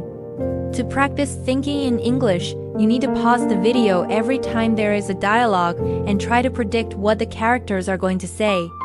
Every time you do this, you are training your brain to think in English. You are telling your brain, "Okay, from now on, I want you to think in English. I don't want you to translate everything anymore." And believe me, it works. This is how children learn their native language. When they hear something for the first time, they repeat it. When they hear a new word, they use it in different sentences, and then they understand what it means. Learning a language is not about memorizing words. It's about putting the words together and creating meaningful sentences. And the best way to learn how to do that is by imitating others. In the beginning, you may not be able to predict what the character will say, but as you keep practicing, you will start to notice a big difference. You will find yourself thinking in English. It won't matter if the sentence is simple or complex. You will be able to think of the correct words and the right grammar rules. When you think in English, it's much easier to communicate. You can understand others better, and people will enjoy listening to you. Now the fourth step is to shadow native speakers. One of the best ways to train your brain to think English is by shadowing native speakers. Shadowing is basically imitating what someone else said. You are literally following the speaker and repeating what they say. Shadowing is excellent for improving your pronunciation, fluency, and confidence. And the best part is that it's really easy to do. All you need is a video or audio recording of a native speaker, and you can even do it while you're redoing other things like driving or taking the subway. You might be wondering, why should I do this? Well, there are many reasons. First, shadowing helps you improve your pronunciation because you're imitating the way native speakers pronounce words and phrases.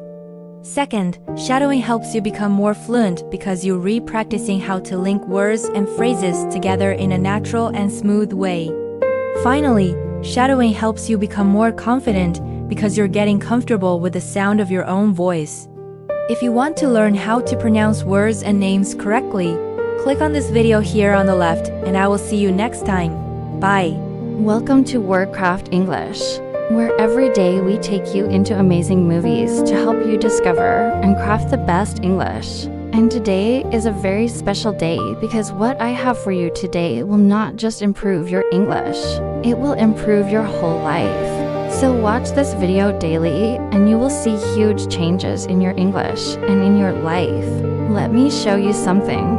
In the beginning of the movie The Pursuit of Happiness, Will Smith, who plays Chris Gardner, he is trying to make something of himself, but he is struggling. He has a young son named Christopher, and they are homeless. They sleep on the streets, and they are desperate. But one day Chris meets a man named 9 to 5 Phil, and he offers him a job at a brokerage firm. It's a difficult job with no salary, only commission. But Chris accepts the offer because he wants to give his son a better life. One day while working at his new job, Chris has a phone call with his son. His son asks him when he will get his birthday present. And this is what Chris says to his son. You know what, baby? We are gonna get everything you want. Not just your birthday present, but everything you want in life. You just wait and see.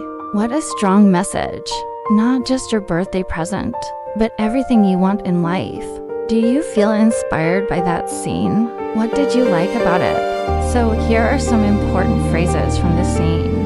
The first one is we are gonna get everything you want. When someone says we're gonna do something, it means that something is going to happen for sure. For example, if you tell your friend, I'm gonna go to the gym tonight, it means that you are going to do it. So Chris tells his son that they are gonna get everything he wants. Notice that we use gonna with the verb get. So gonna is a contraction of going to. Okay, so we're gonna get everything you want. The second phrase is not just your birthday present. In this sentence, we have two parts. The first part is your birthday present. It's something you receive on your birthday. But the second part is not just. It means that there's more than just the birthday present. There is more to life than just studying, or there's more to life than just money. There is more to life than just your birthday present. Okay, so Chris says to his son, we are going to get everything you want, not just your birthday present. And finally, we have the last part of the sentence, but everything you want. Now remember that when we talk about something that is not just something else, we can use but to connect those ideas. But is used to connect ideas that are opposite. So in this case, the idea of the birthday present is opposite to the idea of everything you want. So we use but to connect those two ideas. And this is how you say it. We are gonna get everything you want, not just your birthday present, but everything you want. This is a very powerful line that Will Smith says in the movie. And it's a great line to inspire you to achieve your goals. It's easy to become discouraged when times are tough, but it's important to keep believing in yourself and your abilities. Remember that every great success story started with a simple decision to try.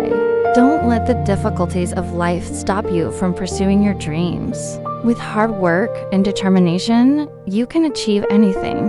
Now I want you to repeat this line after me. Say it out loud and feel the power of these words. We are gonna get everything you want, not just your birthday present, but everything you want. Repeat it again. We are gonna get everything you want, not just your birthday present, but everything you want. Feel the confidence and the strength in your voice as you repeat these words. Remember, no matter what challenges you may face in life, never give up on your dreams. Keep believing in yourself and your ability to succeed. And when you do, you will be able to achieve anything. So when was the last time you watched a movie in English? Did you enjoy it? What was the name of the movie?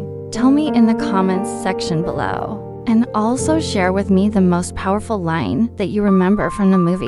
I am excited to read your comments. Now let me show you another clip. In the movie Rocky, the main character, Rocky Balboa, he is a small-time boxer who gets a chance to fight against the heavyweight champion Apollo Creed. Rocky trains hard for the fight, but he is still considered a big underdog. However, Rocky is determined to win, and he proves it in the movie. During the fight, Rocky is knocked down several times, but he gets back up each time. In the last round, Rocky knocks Apollo down, and the fight ends in a draw. Rocky may have lost the title, but he wins the respect of everyone, including Apollo. After the fight, Apollo goes to Rocky and congratulates him. He tells Rocky that he is a true champion. Here is what he says. Yo, Adrian, I did it. Yo, Adrian, I really did it. Can you feel Rocky's happiness and excitement in those words?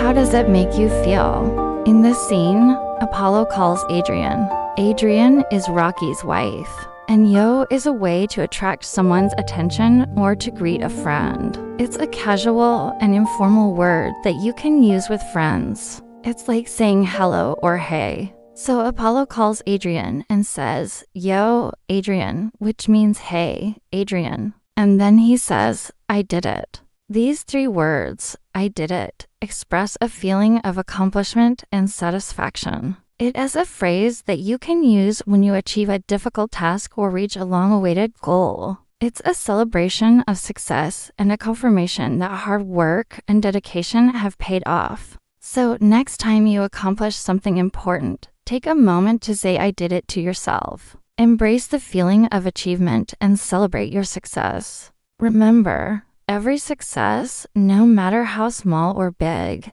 is a step towards your bigger goals. And when you celebrate those steps, you'll feel motivated to keep moving forward. Now repeat this phrase after me. Say, I did it with enthusiasm and pride. I did it. I did it. Feel the sense of accomplishment and satisfaction in your voice. Let these words inspire you to pursue your dreams with passion and determination. Remember, no matter what obstacles you may face, with hard work and dedication, you can achieve anything. So now I want to ask you again, what is the most powerful line that you remember from an English movie? Share it with me in the comments section below. I would love to read your answers. Let's move on to the third scene. In the movie Good Will Hunting, the main character, Will Hunting, is a young man who has a gift for mathematics. Despite his talent, he works as a janitor at MIT and struggles with personal problems.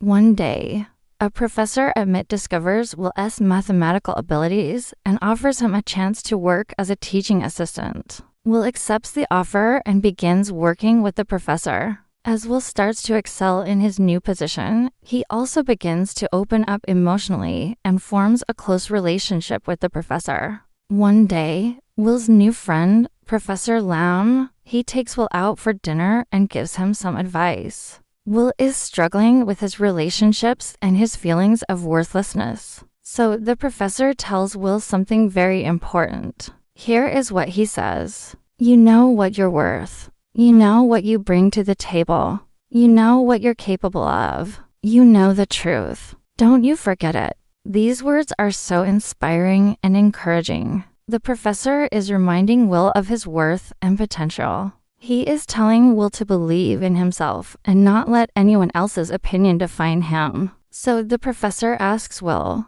do you know what you're worth? Do you know what you bring to the table? These questions are a way to help Will recognize his talents and abilities. We can use similar questions to discover our own worth. For example, we can ask ourselves, what are my strengths? What can I contribute to the world? What is my unique perspective? By reflecting on these questions, we can gain a deeper understanding of ourselves and our value. And the final part of the sentence is don't you forget it. This is an imperative sentence. It's a command that tells us to do something. In this case, the professor is telling Will not to forget what he knows. So the professor says, you know what you're worth. You know what you bring to the table. You know the truth. Don't you forget it. Now, let's practice repeating this sentence. Say it with conviction and determination. You know what you're worth. You know what you bring to the table. You know the truth. Don't you forget it. Feel the power of these words as you repeat them.